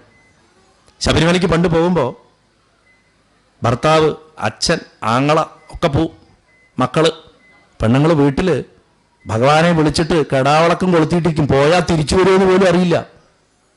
ഇന്നത്തെ പോക്കല്ല ശബരിമലയ്ക്ക് പണ്ട്. അപ്പം പഴയ കാലത്ത് അമ്മമ്മയൊക്കെ പറയും, ഒരു തരത്തിൽ നോക്കിയാൽ പെണ്ണുങ്ങൾക്കല്ലേ അയ്യപ്പൻ്റെ ഏറ്റവും വലിയ ഭക്തിയെന്ന്. അവരുടെ വിശ്വാസം കൊണ്ടല്ലേ ആണുങ്ങൾ പോയിട്ട് വന്നത് ചോദിക്കും അമ്മമ്മ. സത്യമാണ്, ന്യായമായിട്ടുള്ളൊരു കാര്യമാണ്. കാരണം പല സ്ഥലത്തും ഞാൻ പറയാറുണ്ട്, സ്ത്രീകളെ ഗുരുവായിട്ട് കിട്ടിയാൽ അതൊരു മഹാഭാഗ്യമാണെന്ന്. കാരണം പുരുഷന് ഉപാസനകൾ അനുഷ്ഠിക്കാൻ ഒരു തടസ്സമില്ല, എത്ര വേണമെങ്കിലും ആവാം. സ്ത്രീക്കത് സാധിക്കില്ല. എത്ര കഷ്ടങ്ങൾ കടന്നിട്ടാണ് ഒരു സ്ത്രീ സാക്ഷാത്കാരത്തിലേക്ക് എത്തുന്നത്. അപ്പോൾ ആ സാക്ഷാത്കാരം കിട്ടിയ ഒരാളെ ഗുരുവായിട്ട് കിട്ടിയാലോ, ആ നേടിയതിൻ്റെ വാല്യൂ കൂടുതലാണ്. തീയിൽ കുരുത്തതാ, വെയിലത്ത് പാടില്ല. അതുകൊണ്ടാണ് കുചേലപത്നിയെ ഞാൻ എടുത്തു പറയണത്. ഭഗവാൻ അതറിയാം. ഭഗവാൻ വാസ്തവത്തിൽ കുചേലൻ്റെ വിവാഹം നടന്നു എന്നറിയുന്ന ഒരു സന്ദർഭമുണ്ട് ശരിക്കും. ആ അറിഞ്ഞ സന്ദർഭത്തിൽ മനസ്സിൽ വിചാരിക്കുന്നുണ്ട്, ഇനി അവൻ എന്നെങ്കിലും എൻ്റെ അടുത്തേക്ക് വരും. അതിന് ചിലപ്പോൾ വർഷങ്ങളാവാം, പക്ഷെ എന്തായാലും വന്നിരിക്കും, അവൾ പറഞ്ഞയക്കും. അത് അദ്ദേഹത്തിന് നല്ല ഉറപ്പുള്ള കാര്യമായിരുന്നു. എന്താണെങ്കിലും കുചേലപത്നി പതിവ്രത പതിംപ്രാഹ ന്യായതാ വദനേനസ ദരിദ്രാ സീതമാനാസ വേവവാനാഭിഗമ്യജ.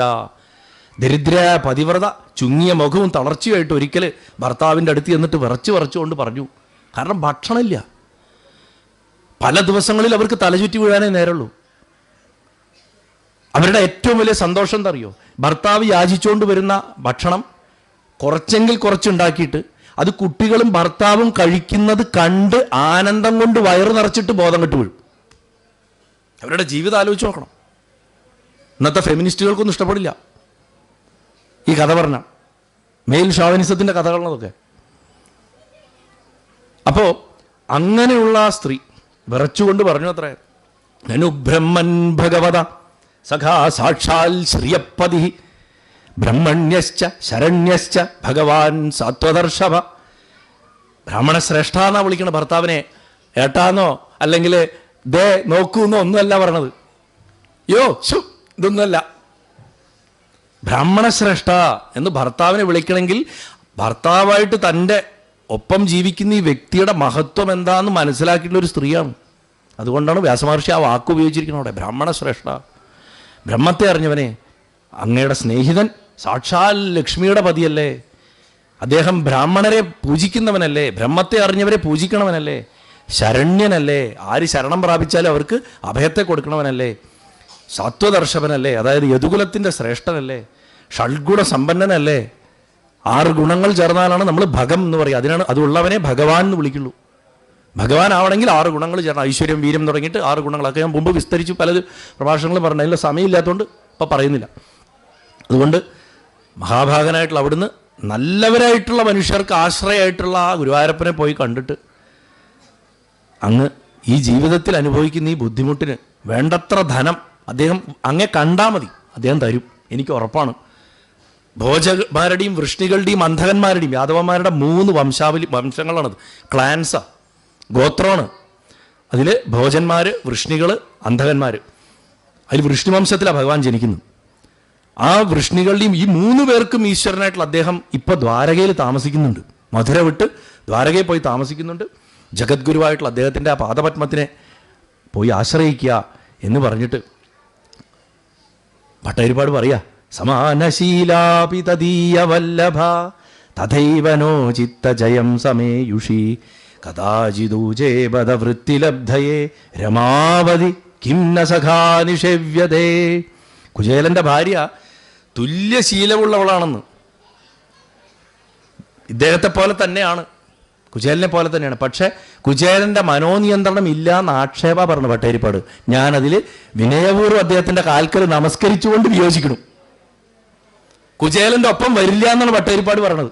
കാരണം മനോനിഗ്രഹം പ്രാപിക്കാത്തവളായിട്ട് ജീവിതവൃത്തിക്ക് വേണ്ടിയിട്ട്, ജീവിക്കാൻ വേണ്ടിയിട്ട് അങ്ങയുടെ ഇഷ്ടക്കാരനായിട്ടുള്ള കൃഷ്ണനെ എന്തുകൊണ്ട് സേവിക്കുന്നില്ല എന്ന് ഒരിക്കൽ ഇങ്ങനെ പറഞ്ഞു എന്ന് അങ്ങനെ പറഞ്ഞില്ലേ ഗുരുവായൂരപ്പാ ചോദിച്ചു അത്രകത്തേക്ക്. അങ്ങനെ പറഞ്ഞിട്ടില്ല അവർ. എന്നാലും നീ എഴുതിയത് മാറ്റണ്ട. ഭഗവാൻ കളിപ്പാട്ടം കൊണ്ട് തൈര് വില കുറച്ച കഥ ഞാൻ എപ്പോഴും പറയാറുണ്ട്.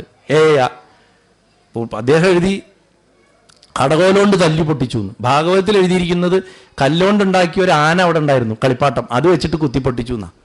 അപ്പൊ തൈര് കടകോലുകൊണ്ടല്ലേ പൊട്ടിച്ചത്. ലോജിക്കലി ആലോചിച്ചാൽ ശരിയാണ് ഭട്ടതിരി. പക്ഷേ അപ്പം എനിക്ക് അതവിടെ ഉള്ളത് ഓർമ്മയുണ്ടായിരുന്നില്ല. എൻ്റെ കൈ കിട്ടിയത് ഇതാണ്, അത് വെച്ച് ഞാൻ കുത്തിയിരുന്നു. അതുകൊണ്ടാണ് ജീവിതത്തിൽ ലോജിക്ക് നോക്കിയിട്ട് കാര്യമില്ല. ഭഗവാന്റെ കാര്യത്തിൽ ഒരിക്കലും കാര്യമില്ല. ഇവിടെ കുചേല പത്നിക്ക് പക്വതക്കുറവുള്ളത് കൊണ്ട് യാചിക്കാൻ പറഞ്ഞു എന്നാണ് ഭട്ടവാതിൽ പറഞ്ഞത്. ഭഗവാൻ അത് പറയില്ല, ഒരിക്കലും പറയില്ല. എന്താണെങ്കിലും ആ ശ്ലോകവും പറഞ്ഞ് ഭഗവാന്റെ, നിങ്ങളിപ്പോൾ നമ്മളൊക്കെ സ്കൂളിലൊക്കെ പണ്ട് പഠിക്കുമ്പോൾ കൃഷ്ണഗാഥയിലും പഠിച്ചിട്ടുണ്ട്, കുചേലവൃത്തം വഞ്ചിപ്പാട്ട് പഠിച്ചിട്ടുണ്ട്. വഞ്ചിപ്പാട്ടിലൊക്കെ രസമായിട്ട് എഴുതിയിട്ടുണ്ട്. വിസ്തരിച്ചൊക്കെ പറയുകയാണെങ്കിൽ നമുക്ക് അതിനൊക്കെ അനവധി കാര്യങ്ങൾ പറയാനുണ്ട്. ആ പറഞ്ഞയക്കുന്ന ആ സമയത്തൊക്കെ അങ്ങനെ ഈ ഓദനം കാണാതെ ഒട്ടുനാളുണ്ടല്ലോ വേദന മാറാതെ മേവുന്നു ഞാൻ. അത് ഭക്ഷണം, ഒരു വറ്റ അരി കണ്ടിട്ട് എത്ര മാസങ്ങളായി, എത്ര കാലങ്ങളായി നമ്മൾ മര്യാദയ്ക്ക് ഒരു മണി അരി കണ്ടിട്ട്. അതുമാത്രോ ഓദനം തന്നവനെ കണ്ടതുമില്ലെന്നാൽ അങ്ങനത്തെ അരി തരാൻ സാധിക്കണവനെയും കൂടെ ഇനി പോയി കണ്ടില്ലെങ്കിൽ അതിൻ്റെ അർത്ഥം നോക്കൂ. അങ്ങനെയാണെങ്കിൽ വേദന ചിന്തിക്കൽ മേലേത്ര, നമുക്ക് ചിന്തിക്കാൻ പറ്റാത്ത വലിയ വേദനയിലേക്ക് നമ്മളിനി പോവും. ചിലപ്പോൾ നമ്മളോ നമ്മളിൽ ഒരാളോ നമ്മുടെ കുഞ്ഞുങ്ങളിലൊന്നോ മരിച്ചു പോകാം. അത് പിന്നെ സഹിക്കാൻ പറ്റാത്ത വേദനയായി തീരും. അപ്പം അരിമണി കണ്ടിട്ടുണ്ടോ എന്നുള്ളതും പോട്ടെ, അരിമണി തരാൻ സാധിക്കുന്നവനെ പോയിട്ട് കാണാതിരിക്കുക എന്നുള്ളത് അതിലും വലിയ അപകടമാണ്. അതുകൊണ്ട് എത്രയും പെട്ടെന്ന് പോയിട്ട് കാണണം എന്നാണ് പറയുന്നത്. അങ്ങനെ പല വിധത്തിൽ ഭാര്യ പറഞ്ഞിട്ടാണ് ഒരുവിധം ആ സമയമാകുമ്പോൾ അങ്ങനെയാണല്ലോ, ഒരു നല്ല ചിന്ത വരും. തൻ്റെ കടുംപിടുത്തമൊക്കെ വിട്ടിട്ട് ശരി എന്നാൽ ഞാൻ പോയി കളയാം, നാളെ തന്നെ പുറപ്പെടാം എന്ന് പറഞ്ഞ് ആ ഉറങ്ങാൻ പോണ നേരത്താണ് രാമപുരത്തുകാർ പ്രസിദ്ധമായിട്ട് പറഞ്ഞതങ്ങനെ തന്നെ പാതിരാവായല്ലോ പത്നി കുറഞ്ഞൊന്നുലങ്ങട്ടെ ഞാനുലകീരേഴും എന്ന് പറഞ്ഞിട്ട് ഒരു പദ്യമുണ്ട്, നമ്മൾ പഠിച്ചിട്ടുണ്ടല്ലേ അതൊക്കെ. നിറഞ്ഞ കൃഷ്ണനെ കാൺമാൻ പുലർകാലെ പുറപ്പെടാം, അറിഞ്ഞു വല്ലതും കൂടെ തന്നയക്കേണം. ത്രിഭുവനമടക്കി വാണിരുന്നരുളുന്ന മഹാപ്രഭുവിനെ കാൺമാൻ കൈക്കലേതും കൂടാതെ സ്വഭവനത്തിങ്കൽ നിന്നു ഗമിക്കരുതാരും കൈക്ക ഇഭവുമാമിലയുമാം കുസുമവുമാം. ഭഗവാനെ ഒരിക്കലും വെറും കൈയോടെ കാണാൻ പോരുത് എന്ന് വീട്ടിൽ നിന്ന് ഇറങ്ങുമ്പോൾ എന്തെങ്കിലും കൊണ്ടുപോകണം. നമ്മുടെ പേഴ്സിലെ ചില്ലറ തൊട്ടല്ല ഭഗവാന് വേണ്ട, ഒരു പൂവോ ഒരു ചന്ദനത്തിരിയോ എന്തെങ്കിലും, ഒരു ക്ഷേത്രത്തിൽ ഉപയോഗിക്കുന്ന എന്തെങ്കിലും ആയിട്ട് വേണം ഭഗവാനെ. അദ്ദേഹം ചക്രവർത്തിയാണ്. നമ്മുടെ കയ്യിലുള്ളതൊക്കെ ഈ ശരീരമടക്കം അദ്ദേഹം തന്നാണ്. നമുക്കൊന്നും വേറെ കൊടുക്കാനില്ല. നമ്മുടെ എന്ന് പറയാൻ നമുക്കൊന്നുമില്ല. ശരീരം കൊണ്ട് നമസ്കരിക്കുമ്പോൾ ഞാൻ എപ്പോഴും പറയാറുണ്ട്, ഇട്ട് കൊടുക്കണം. നിന്റെയാണ്, ഇതാ എടുത്തോ അവർ ഇട്ട് കൊടുക്കണം. എത്ര പേർക്ക് അതിന് ധൈര്യം ഉണ്ടാവും? കാരണം അപ്പം തന്നെ ചിലപ്പോൾ എടുത്താലോ. അപ്പോൾ അങ്ങനെ കൊടുക്കാൻ സാധിക്കണം. അവലുമാം മലരുമാം ഫലവുമാം യഥാശക്തി മലർക്കന്യാമണവാളനൊക്കെയുമാകാം. പൂവിലിരിക്കണ ദേവിയുടെ മണവാളന്, മഹാലക്ഷ്മിയുടെ മണവാളന് മലര് കൊടുക്കാം, അവല് കൊടുക്കാം, ഫലം കൊടുക്കാം എന്നൊക്കെ ഒരു ഐഡിയ കൊടുക്കുന്നുണ്ട് രാമപുരത്ത് വാര്യരുടെ കുചേലൻ. ഭാഗവതത്തിൽ അങ്ങനെ ഐഡിയ ഒന്നും കൊടുക്കുന്നില്ല. ഇതിലേതെങ്കിലും ഒന്ന് നീ കൊണ്ടുപോകാന്നൊരു ഐഡിയ കൊടുക്കുന്നുണ്ട്. പക്ഷെ ഐഡിയ ഒന്നും കൊടുക്കുന്നില്ല. എന്ത് കാഴ്ചദ്രവ്യം കൊടുക്കുക? ഒരു ദരിദ്രനായിട്ടുള്ള ഒരാളുടെ വീട്ടിൽ എന്ത് കാഴ്ചദ്രവ്യം ഉണ്ടാവുക? ആഡംബര വസ്തുവായിട്ട് എന്താ ഉണ്ടാവുക? വസ്ത്രം പോലും ഉണ്ടാവില്ല മര്യാദയ്ക്ക്, അല്ലേ? ഏറ്റവും മികച്ച വസ്തു ഒന്നേ ഉണ്ടാവുള്ളൂ, വിശപ്പടക്കാനുള്ള ചോറ്. അതായിരിക്കും അവിടുത്തെ ലക്ഷറി. പണ്ടത്തെ കാലത്ത് കേരളത്തിൽ എത്ര വലിയ കുടുംബത്തിലാണെങ്കിൽ ഓണക്കാലത്ത് ഓണത്തിന് തിരുവോണത്തിന് മാത്രമേ ചോറ് വയ്ക്കുള്ളൂ. ഒരു 150 കൊല്ലം മുമ്പ് അങ്ങനെയാണ്, കഞ്ഞിയാണ്. അതും പോലും ഉണ്ടാവില്ല. രാവിലെ നേന്ത്രപ്പഴം വേവിച്ചതാ ഭക്ഷണം. ഇഡ്ഡലിയും ദോശയൊക്കെ വന്നിട്ട് ഇപ്പോൾ 10-70 കൊല്ലമായിട്ടുള്ളൂ. അപ്പോൾ ലക്ഷറിയാണ്. ഇല്ലായ്മയുടെ ലോകത്തിൽ ഒരു വറ്റ് ലക്ഷറിയാണ്. ഗാന്ധിജി പറഞ്ഞിട്ടുണ്ട്, ഈശ്വരൻ പട്ടിണി കിടക്കണവൻ്റെ മുന്നിൽ അന്നമായി പ്രത്യക്ഷപ്പെടുന്നു എന്ന്. സത്യമാണ്. വേദവും അതന്നെ പറഞ്ഞിട്ടുള്ളത്. അപ്പോൾ അതിൽ ആ വിശപ്പടക്കാനുള്ള വസ്തുക്കളിൽ നമ്മുടെ നാട്ടിലെ പ്രകാരം അരിയാണ് മുഖ്യമായിട്ടുള്ള വസ്തു. അത് സർവ്വസാധാരണമാണെന്നുള്ള ഒരു പോരായ്മയുണ്ട്. കാരണം കാഴ്ച വസ്തുവായിട്ട് കൊണ്ടു കൊടുക്കുകയാണെങ്കിൽ വിശേഷമായിട്ട് കൊടുക്കണം. എല്ലാവരുടെയും കിട്ടുന്നത് കൊടുക്കരുത്. കല്യാണങ്ങൾക്കൊക്കെ ഒരു നിലവിളക്ക്, നടരാജ വിഗ്രഹം, ലൈറ്റ് കത്തണം, തിരുപ്പതി ഭഗവാൻ, ഇതൊക്കെയല്ലേ കൊടുക്കാറ് സമ്മാനമായിട്ട്. സ്റ്റീൽ പാത്രം, ആർക്കും ഉപകാരമില്ലാത്ത കുറച്ച് സാധനം കൊണ്ട് കൊടുക്കും. വിളക്ക്, നടരാജ വിഗ്രഹം, മെമൻഡോസും അങ്ങനെയാണല്ലോ നമ്മൾ കൊടുക്കുന്നത്. അമ്പലങ്ങളിലും സംഘടനകളൊക്കെ കൊടുക്കണേ. ഒന്നുമില്ല ചെതൽ പിടിച്ചു പോവും, അല്ലെങ്കിൽ ആ കൊണ്ടുപോകുന്ന ആൾ വീട്ടിൽ ചെല്ലുമ്പോൾ ഭാര്യ പറയും, ഓ കൊണ്ടുപോകുന്നു അടുത്ത സാധനം ഇത് ഞാനവിടെ കൊണ്ടുപോയി, ഉപകാരമുള്ള ഒന്നും കൊണ്ടുവരില്ല. അതുപോലെ സർവ്വസാധാരണമായ വസ്തുക്കളെ കൊടുക്കരുത് എന്നാണ് പ്രമാണം. ഒരു ഉന്നതനായിട്ട് ആളെ കാണാൻ പോകുമ്പോൾ നമ്മുടെ നാട്ടിൽ ആര് വന്നാലും ഒരു കഥകളി കൊടുക്കും അല്ലേ? നമ്മുടെ സർക്കാർ ഒരു കഥകളി കൊടുക്കും, അല്ലെങ്കിൽ ഒരു വഞ്ചി കൊടുക്കും, വള്ളം. ഇത് രണ്ടെണ്ണമാണ് കൊടുക്കുക. പ്രധാനമന്ത്രി വന്നാലും ശരി, പ്രസിഡന്റ് വന്നാലും ശരി, ആര് വന്നാലും ശരി, അതേ കൊടുക്കുള്ളൂ. അതൊന്നും കൊടുക്കില്ല. വിശേഷമായിട്ടുള്ളത് കൊടുക്കണം എന്നാണ് വിശേഷപ്പെട്ട ആൾക്കാർക്ക്. അപ്പോൾ കുചേല പത്നി ചിന്തിക്കുകയാണ്, ആകെ കൊടുക്കാൻ പറ്റുന്നത് ചോറാണ്, അരിയാണ്. ആ അരി സർവ്വസാധാരണമാണ്. ഭഗവാൻ അന്നദാന പ്രഭു, അദ്ദേഹത്തിന് ഇതെങ്ങനെ കൊടുത്തേക്കും? വിശേഷമായിട്ട് എന്താ കൊടുക്കാൻ പറ്റുക? തൻ്റേതായിട്ടുള്ള എന്തെങ്കിലും അതിലേക്ക് വേണ്ടേ? എന്തെങ്കിലും. അതാണ് നമ്മുടേതായിട്ടുള്ള എന്തെങ്കിലും. പണ്ട് രാമേന്ദ്രേട്ടൻ, നമ്മുടെ ഗുരുവായൂർ മരപ്രഭു ശില്പി, എൻ്റെ അടുത്തൊരു കഥ പറഞ്ഞിട്ടുണ്ട്. അദ്ദേഹത്തിന് ഒരുപാട് ബുദ്ധിമുട്ടുകളുണ്ടായിരുന്ന ഒരു കാലത്തിൽ, ഗുരുവായൂരൊന്നും പോകാൻ്റെ വകുപ്പ് പോലില്ലാത്ത കാലത്ത് ഒരു ഫ്രണ്ട് വിളിച്ചു 80കളിൽ. അദ്ദേഹം ഗുരുവായൂർ ചെന്നു. ഇത് നാളെ പോവാടാ, രാവിലെ പോവാം എന്ന് പറഞ്ഞിട്ട് വിളിച്ചെണീപ്പിച്ച് അങ്ങനെ കൊണ്ടുപോകണം. പോണ വഴിക്ക് അദ്ദേഹം കുറച്ച് കളിമണ്ണ് എടുത്തു അത്ര കയ്യിൽ. മനസ്സിൽ തോന്നി. യാത്രയിൽ ഇരുന്ന് ഉരുട്ടി ഉരുട്ടി ഉരുട്ടി ഉരുട്ടി ജപമാല ഉണ്ടാക്കി മണ്ണുകൊണ്ട്. സോപാനത്തിൽ ഒരു വാഴയില വെച്ചിട്ട് അതിൽ വെച്ചു കൊടുത്തിട്ട് പറഞ്ഞേ, ഗുരുവായൂരപ്പ എൻ്റെ ഇത് മാത്രമേ തരാനുള്ളൂ പറഞ്ഞിട്ട് വെച്ചു കൊടുത്തു. ടെൻഡുൽക്കറിൻ്റെ ശരത്തെ വർഷങ്ങൾക്ക് ശേഷം മണ്ണോണ്ട് അദ്ദേഹത്തിൻ്റെ പ്രതിമ ഉണ്ടാക്കാൻ എന്നെ അദ്ദേഹം വിളിച്ചു വന്നു. മരപ്രഭുവിനെ ഉണ്ടാക്കി അദ്ദേഹം കൗസ്തുഭത്തിൻ്റെ ശ്രീവത്സത്തിൻ്റെ കോമ്പൗണ്ടിൽ. നിങ്ങളൊക്കെ കണ്ടിട്ടുണ്ട് മരപ്രഭു. 80കളിൽ അദ്ദേഹം ഇത് ചെയ്തു. കുറച്ച് വർഷം കഴിഞ്ഞപ്പോൾ ഗുരുവായൂരപ്പൻ വിളിച്ചു. ഭഗവാൻ അങ്ങനെയാണ്. എല്ലാറ്റിൻ്റെയും കണക്ക് അദ്ദേഹത്തിൻ്റെ കയ്യിലുണ്ട്. അതുകൊണ്ട് വഴിപാട് പ്രാർത്ഥിക്കുമ്പോൾ നല്ലോണം ആലോചിക്കുക, നല്ലോണം ആലോചിക്കുക. അത് ജ്യോത്സ്യം പറഞ്ഞ് ഓർമ്മിക്കാനുള്ള ഗതികേട് ഉണ്ടാക്കരുത്. അപ്പോൾ അങ്ങനെ 4 പിടി അവിൽ യാചിത്വാ ചതുരോ മുഷ്ടീൻ വിപ്രാൻ പൃഥുകതണ്ടുലാൻ. ശുഗമഹർഷി പറയാ, 4 പിടി അവില് ബ്രാഹ്മണരോട് യാചിച്ചു വാങ്ങി. തുണിക്കഷ്ണത്തിൽ പൊതിഞ്ഞു കെട്ടിയെന്നേ ഭാഗവത്തിൽ പറയുള്ളൂ. പക്ഷേ നമ്മുടെ ചെറുശ്ശേരി അത് വിട്ടുപിടിച്ചു. ചെറുശ്ശേരി അതിനെ കുറച്ചുകൂടെ ഗംഭീരാക്കി. ചെറുശ്ശേരി ചിന്തിച്ചു. കാരണം ചെറുശ്ശേരി ഭക്തനാണ്. തൃച്ചംബരത്ത് കൃഷ്ണന് വേണ്ടിയിട്ടാണ് എഴുതണത്. കോലത്തിരി പറഞ്ഞിട്ട് കൃഷ്ണഗാഥ അതിലെഴുതി, വായ്പോട് നിന്ന് വറുത്തു എന്നാണ് പറയണത്. നെല്ലത്ര കിട്ടിയത്, അത് വറുത്ത് കല്ലാല് മെല്ലവേ താടിച്ചു നെല്ലിനേന്ന്. അപ്പം നാരായണനാമം ചൊല്ലിക്കൊണ്ട് താടിക്കാണ്. അപ്പം അങ്ങനെ നല്ല അവിലാക്കിനാൾ നല്ലവണ്ണം, അങ്ങനെ നല്ല അവിലാക്കി മാറ്റിയിരുന്നു. തൻ്റെതായ ഒന്ന് കൊണ്ടുവന്നു വരും. അങ്ങനെ ആവാനാ സാധ്യത. എന്നിട്ട് അതിനെ ഉള്ളതിൽ വെച്ച് ഏറ്റവും നല്ലൊരു തുണിയിൽ, അവരുടുക്കുന്നതിൽ വെച്ച് ഏറ്റവും നല്ലൊരു വസ്ത്രത്തിൽ കെട്ടിയിട്ടാണ് അത്ര കൊടുത്തത്. അതിനെയാണ് നമ്മൾ കീറത്തുണി എന്ന് പറയുന്നത്. അത് കെട്ടി ഇങ്ങനെ കാലത്തെഴുന്നേറ്റു കുളിച്ചൂത്ത് വന്ന പതിയുടെ കാലടി വന്ദിച്ചു പൊതി കയ്യിൽ കൊടുത്തു എന്ന്. വെറുതെ കൈ കൊടുക്കില്ല, ദാ കൊടുത്തോളൂ, അങ്ങനെയല്ല. ആദ്യം നമസ്കരിച്ചു. ആ അവിൽപ്പൊതി ഭൂമി തൊടാതെ പിടിച്ചിട്ട് നമസ്കരിച്ചു ഭർത്താവിനെ. കാരണം എന്താ? ഭഗവാനെ കാണാൻ പോണ ആളാ. ഭർത്താവായതുകൊണ്ട് മാത്രമല്ല. നമ്മൾ എന്തുകൊണ്ടാണ് ശബരിമലയ്ക്ക് പോകുന്ന ആൾക്കാരെ പഴയ കാലത്ത് നമസ്കരിച്ചിരുന്നത്? സ്വാമിയെ കാണാൻ പോകുന്ന ആൾക്കാരാണ്. അപ്പോൾ ഭഗവാനെ, ഗുരുവായൂരപ്പനെ കാണാൻ പോകുന്ന ആളെയാണ് നമസ്കരിക്കുന്നത്. അങ്ങനെ നമസ്കരിച്ചിട്ട് പോയിട്ട് രാത്രിയെങ്കിലും വരുമോ എന്ന് ചോദിച്ചിട്ടാണ് ഇപ്പം അയക്കുക. അങ്ങനെയല്ല, പോയിട്ട് സന്തോഷമായിട്ട് കണ്ട് തൃപ്തി അടഞ്ഞിട്ട് വരൂ എന്ന് പറഞ്ഞിട്ട് കൊടുക്കുകയാണ്. അങ്ങനെ ആ ഉത്തമനായിട്ടുള്ള ആ ബ്രാഹ്മണൻ അതെടുത്തിട്ട് എനിക്കിനി എങ്ങനെയാണ് കൃഷ്ണദർശനം ഉണ്ടാവുക എന്ന് ചിന്തിച്ചിട്ട് ദ്വാരകയിലേക്ക് അങ്ങോട്ട് നടക്കുകയാണ്. ആ നടക്കുന്നതാണ് കുചേലവൃത്തത്തിൽ ഒരുങ്ങൂർ ശങ്കരൻപോറ്റി കഥകളി ആട്ടക്കഥയിൽ മനോഹരമായിട്ടൊരു പദമുണ്ട്. നിങ്ങൾക്കൊക്കെ അറിയാം കഥകളിയുടെ സ്ഥലങ്ങളാണുള്ളതൊക്കെ. ധനവാരി മുകുന്ദനെ. ഭാഗ്യം ശ്രീകുമാരുണ്യാശാനില്ലാത്ത എന്നെ അടിച്ചേനെ ഞാനിങ്ങനെ പാടിയിട്ട്. അത് പോട്ടെ. അപ്പോൾ ദാനവാരി മുകുന്ദനെ സാനന്ദം കണ്ടിടാൻ വിപ്രൻ താനേ നടന്നിടിനാലേ ചിന്ത ചെയ്തു. എപ്പോഴും പ്രതീക്ഷയോടെ നടക്കുമ്പോൾ ആദ്യം നമ്മുടെ മനസ്സിലേക്ക് ചിന്തകൾ വരും. നമ്മൾ കാറിലാണെങ്കിലും ബസ്സിലാണെങ്കിലും നമ്മൾ പ്രതീക്ഷയോടെ പോകുമ്പോൾ എന്തൊക്കെ പ്രതീക്ഷകളായിട്ടാണ് നമ്മൾ പോകുന്നത്. അപ്പോൾ ഗുരുവായൂർ എന്നാൽ തൊഴാൻ പറ്റുമെന്തോ, ഏതൊക്കെ കാവക്കാരൻ എന്നെ ചീത്ത പറയും, ആരൊക്കെ എന്നെ മാന്തും, എവിടെയൊക്കെ പിടിച്ച് തള്ളും, ഇതൊന്നും അറിയില്ല. കാണാൻ പറ്റുമോ, അതിനിടയ്ക്ക് ഉച്ചയ്ക്ക് ഊണ് കിട്ടുമോ, പ്രസാദ് ഊട്ടിൻ്റെ സമയം കഴിയുമോ, ഗുരുവായൂരപ്പനെ ആദ്യം കാണണോ അതോ പ്രസാദ് ഊട്ടി പോയിട്ട് കഴിച്ചിട്ട് വേണോ കയറാൻ? സത്യമല്ലേ? അതാണ്, അങ്ങനെയാണ്.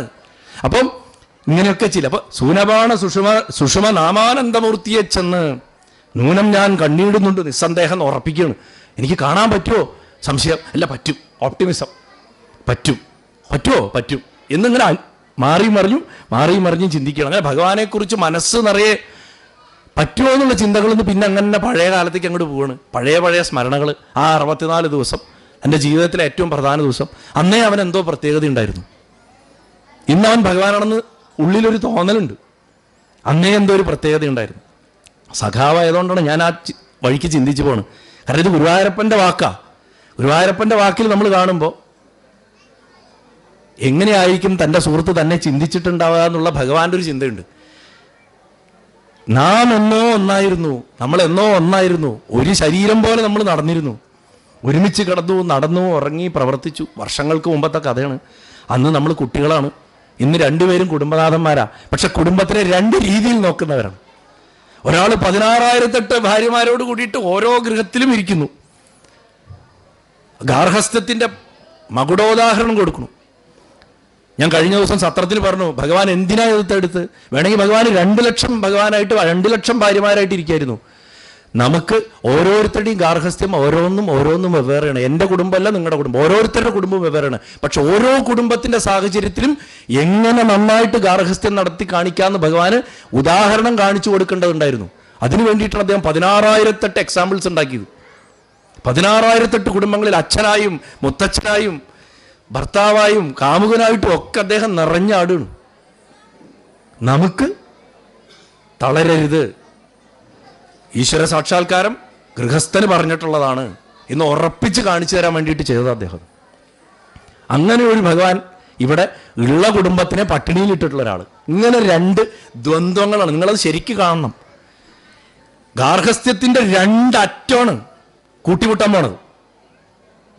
അങ്ങനെ ആ കൂട്ടിമുട്ടാനുള്ള യാത്രയാണ്. ഞാൻ ഏഴയും പിച്ചയാണ്.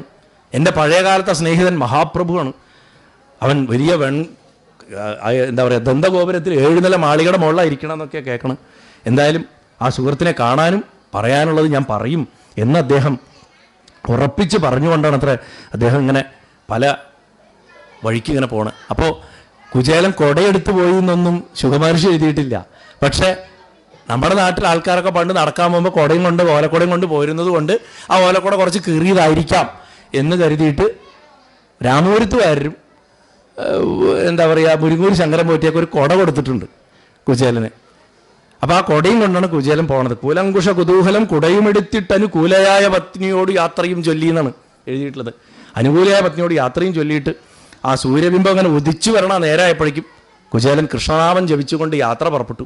ആ യാത്ര പുറപ്പെട്ട് ഒരു കാട്ടിലേക്ക് പ്രവേശിച്ചു.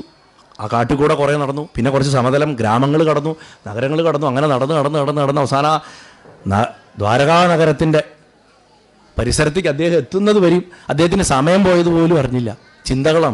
ചിന്തകൾ നന്നായിട്ട് ഒഴുകി വരുമ്പോൾ വഴിയിലൊന്ന് വെള്ളം കുടിക്കാൻ നിൽക്കാൻ പോലും അദ്ദേഹത്തിന് തോന്നിയില്ല. ചിലപ്പോൾ എനിക്ക് തോന്നുന്നത് കുചേലൻ ദിവസങ്ങൾ നടന്നിട്ടുണ്ടാവാം. അദ്ദേഹത്തിൻ്റെ കാരണം ഏകദേശം ഉത്തർപ്രദേശിൽ നിന്ന് ഗുജറാത്ത് വരെ നടന്നെത്തണ്ടേ, സമയമുണ്ട്, ധാരാളം സമയമുണ്ട് നടക്കാൻ. അപ്പോൾ അദ്ദേഹത്തിന് ചിന്തിക്കാനും ധാരാളം സമയമെടുത്തിട്ടുണ്ടാവും. എന്താണെങ്കിലും അദ്ദേഹം ആലോചിക്കുകയാണ്. ആ പുരമൊക്കെ കണ്ടപ്പോൾ ആലോചിക്കുക, കാര്യം അവനെ ഇനി കണ്ടാൽ തിരിച്ചറിയോ? ഇനി അവനെ കാണുന്നതിന് മുമ്പ് എന്നെ വല്ലൊരു ആട്ടി ഓടിക്കുമോ? ഇങ്ങനെയുള്ള വ്യാകുലതയോടൊക്കെ ഓടിയിട്ടാണ് അദ്ദേഹം ചെല്ലുന്നത്. രാമാനുജൻ്റെ ഹൃദയം അറിവാൻ മേലയെന്നിട്ട് രോമാഞ്ചമണിഞ്ഞീ വണ്ണം ചിന്ത ചെയ്തു എന്നാണ്. അതിൽ കഴിഞ്ഞാൽ പ്രസിദ്ധമായിട്ടുള്ളൊരു വരിയുണ്ട് രാമപുരത്ത് വരെ. നാളെ എന്നായിട്ട് ഭഗവാനെ കാണുവാൻ ഇത്ര നാളും പുറപ്പെടാൻ ഞാൻ ഇന്ന് ചെല്ലുമ്പോൾ, എത്ര നാളെ പറഞ്ഞ് വെച്ചിരുന്നിട്ട് ഇത്രയും കാലമായിട്ട് പോകാത്ത ഞാൻ ഇന്ന് ചെല്ലുമ്പോൾ ആ നാളീക നയനൻ എന്തു തോന്നും? എന്നെ സ്വീകരിക്കുമോ? അപ്പോൾ പറയില്ലേ, ഗുരുവായൂർക്ക് പോവാം, അടുത്ത മാസം പോവാം, അടുത്ത കൊല്ലം പോവാം, മക്കൾ വലുതായിട്ട് പോവാം, മക്കൾക്ക് ജോലി കിട്ടിയിട്ട് പോകാൻ, അവളുടെ കല്യാണത്തിന് പോവാം, അങ്ങനെ പലതും പറഞ്ഞു പോയി വെച്ച് ഇരുന്നിട്ട് അവസാനത്തെ നാളെ മരിക്കുന്നേ. ഇതുപോലെ ആവരുത് എന്ന് കുചേലനും പറ്റുന്ന അബദ്ധമാണ്. ഭഗവാൻ പറയുന്നുണ്ട്, ഇതിവന് മുന്നേ വരാമായിരുന്നു. ജരാസന്ധവധം പറയുമ്പോൾ ഞാൻ പറയാറുണ്ട്, ഭീമൻ 27 ദിവസം തല്ലുകൊള്ളേണ്ട ഒരാവശ്യം ഉണ്ടായിരുന്നില്ല. ആദ്യത്തെ ദിവസം ചോദിക്കായിരുന്നു കൃഷ്ണനോട്, കൃഷ്ണ എന്താ ചെയ്യേണ്ടത്? 27 ദിവസം അടി കൊണ്ട് കഴിഞ്ഞപ്പോഴാണ് ജരാസന്ധനെ എന്താ ചെയ്യേണ്ടതെന്ന് ചോദിക്കാനുള്ള ബുദ്ധി ഉണ്ടായത്. നമ്മളൊക്കെ അതുപോലെയാ, മൂപ്പരോട് ചോദിക്കില്ല. ആദ്യം കയറി അങ്ങോട്ട് നമ്മൾക്ക് ഇഷ്ടമുള്ളതൊക്കെ ചെയ്യും, ഒക്കെ കുളവും. അവസാനം ഒന്നിനും പറ്റാണ്ടാവുമ്പോൾ ഭഗവാനെ ഇനി എന്താ വഴിയെന്ന് ചോദിക്കും. ഇതാണ് സംഭവിക്കുക. അപ്പോൾ അങ്ങനെ അനവധി ചിന്തകളോട് കൂടിയിട്ട് ഭഗവാൻ ആ ദ്വാരകയുടെ അകത്തേക്ക് കയറിയപ്പോൾ ജനങ്ങളൊക്കെ കുചേലനെ അന്തം വിട്ട് നോക്കാൻ തുടങ്ങി. കാരണം ഇത്ര ദരിദ്രനായിട്ടൊരാൾ അവരുടെ നാട്ടിലില്ല. കുട്ടികളൊന്നും അങ്ങനത്തെ ഒരാളെ കണ്ടിട്ടില്ല. ഒരു അസ്ഥികൂടം നടന്നു പോണു. ദ്വാരകയിൽ ദരിദ്രരില്ലല്ലോ. മഹാലക്ഷ്മി ഇരിക്കുന്ന സ്ഥലം, അവിടെ എങ്ങനെ ദരിദ്രരുണ്ടാവും? വൈകുണ്ഠം ഭൂമിയിൽ ഇരിക്കുന്നതാണ് ദ്വാരക. അപ്പോൾ അവരാരും ആ തലമുറകളൊന്നും ഒരു ദരിദ്രനെ കണ്ടിട്ടില്ല. അപ്പോൾ ഒരു പുതിയ ഒരു കാഴ്ച വസ്തുവിനെ കാണുന്ന പോലെ കുചേലനെ നോക്കിയെന്നാണ്. കുചേലനാണെന്നുണ്ടെങ്കിൽ പേടിച്ചിട്ടാ ചെല്ലുന്നത്. അങ്ങനെ ആ ചെല്ലുന്ന അദ്ദേഹത്തെ ശക്തിയോടുകൂടി വന്ന് മാറി എടുത്തിട്ട്, അത് ഓരോ ആൾക്കാരും എന്താ പറയുക, അദ്ദേഹത്തിൻ്റെ അടുത്ത് വന്ന് നിങ്ങൾ ആരാ, എവിടുന്നാ വരണമെന്നൊക്കെ ചോദിക്കാൻ വരുന്നുണ്ട്. എന്നാലും കുചേലൻ പേടിച്ചിട്ട് ആരോടെങ്കിലും സംസാരിച്ചാൽ പോലും സമയം വൈകുമോ എന്നൊക്കെ കരുതി വളരെ ധൃതിയിൽ ആ ഗോപുരദ്വാരത്തിൽ ശാർങ്ങിയുടെ പുരദ്വാരം പൂകിക്കപ്പെട്ടു. ശാർങ്ങിയുടെ പുരദ്വാരത്തിൽ ചെന്നു എന്നാണ് പറഞ്ഞത്. ആ പുരുഷാരത്തിൻ്റെ ഇടയിൽ ഈ കുചേല ബ്രാഹ്മണൻ ആശ്ചര്യം കൊണ്ടുണ്ടാക്കിയിട്ടുള്ള വസ്തുക്കൾ, ശരിക്കും പറഞ്ഞു കഴിഞ്ഞാൽ സ്വർണ്ണമാണ് സകലതും. ഗോപുരങ്ങളും കോത്തളങ്ങളും മാളികകളും കണ്ടിട്ട് ഭഗവാന്റെ ഈ 16,008 ഭാര്യമാരുടെ ഗൃഹങ്ങൾ നിൽക്കുന്ന ഭാഗത്തേക്ക് പ്രവേശിച്ചതോട് കൂടിയിട്ട് അദ്ദേഹത്തിന് ഏത് വഴിക്ക് പോകണമെന്നറിയാതെ അത്രയ്ക്ക് സമൃദ്ധി. നമുക്കൊക്കെ സങ്കല്പിക്കാൻ പറ്റുന്നതിൽ അപ്പുറത്തേക്ക് ഈ ദ്വാരകാവർണ്ണനെ തന്നെ നമുക്ക് വേണമെങ്കിൽ 1 മണിക്കൂർ ചെയ്യാം. അത്രമാത്രം വിസ്തരിച്ച് പറയാനുള്ളതുണ്ട്. ആ ദ്വാരക വൈകുണ്ഠം തന്നെയാണെന്നുള്ള ബോധത്തോട് കൂടിയിട്ട് പ്രവേശിക്കുകയാണ്. അങ്ങനെ പ്രവേശിച്ചതിന് ശേഷം ആഴിമകൾ ഒരുമിച്ചിട്ട് ആ കട്ടിലിരിക്കണ ഭഗവാൻ, 7 നില മാളികയുടെ മുകളിൽ ഭഗവാൻ ഇരുന്നിട്ട് മഹാലക്ഷ്മിയാകണ രുക്മിണീ ദേവിയോടൊപ്പം ഇരിക്കുന്ന ഭഗവാൻ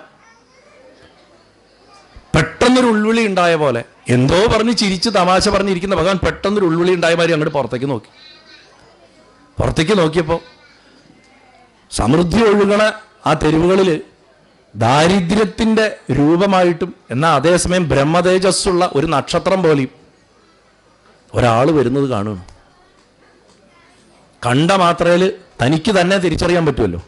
തനിക്ക് തന്നെ തിരിച്ചറിയാമെന്ന് പറഞ്ഞ മാതിരി, കണ്ടാൽ എത്ര കഷ്ടമെത്രയും മുഷിഞ്ഞ ജീർണവസ്ത്രം തറ്റുടുത്തിട്ടുണ്ട്, ഉത്തരീയമിട്ടിട്ടുണ്ട്, മുണ്ടിൽ പൊതിഞ്ഞിട്ട് പൊതിയും പിടിച്ചിട്ടുണ്ട്. അത് അപ്പോഴേ കണ്ടു ഭഗവാൻ. അതാ വരണു എനിക്കുള്ളത്.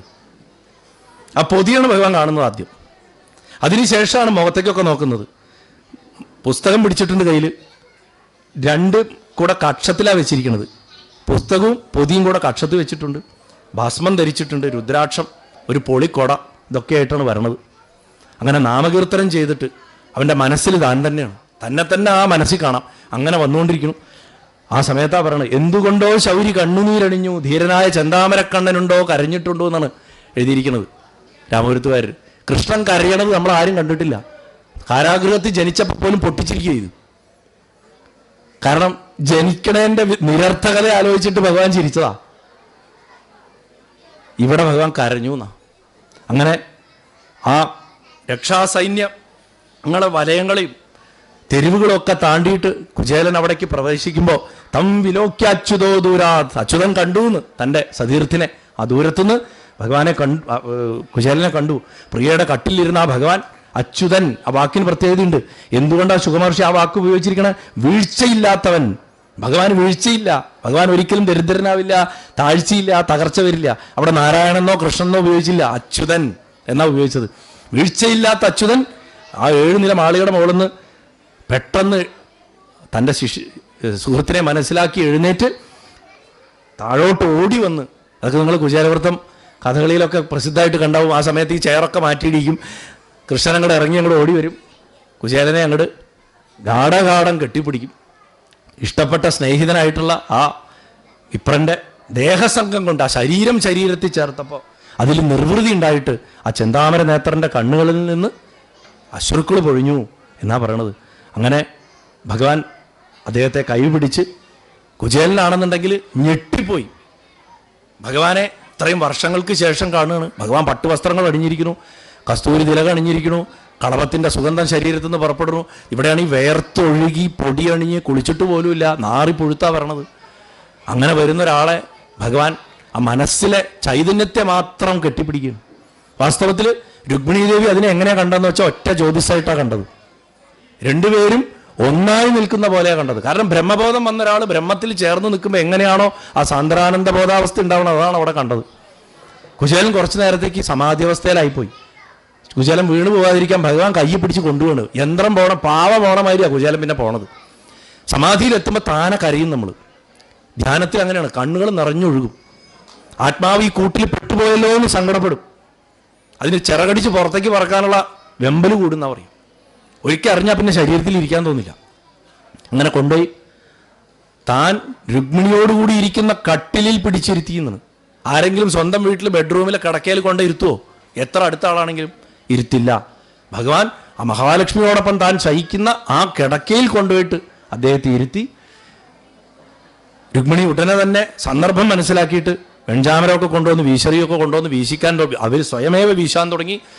ഭഗവാൻ അദ്ദേഹത്തിൻ്റെ കാലുകൾ കഴുകുകയും ജലം കൊടുക്കുകയും ചെയ്യാവുന്ന പൂജകളും ഒക്കെ ചെയ്യണ കണ്ടിട്ട് ആ രാജധാനിയിലുള്ള ആൾക്കാരൊക്കെ അത്ഭുതത്തോടെ, ഇതേതാ ഇയാൾ?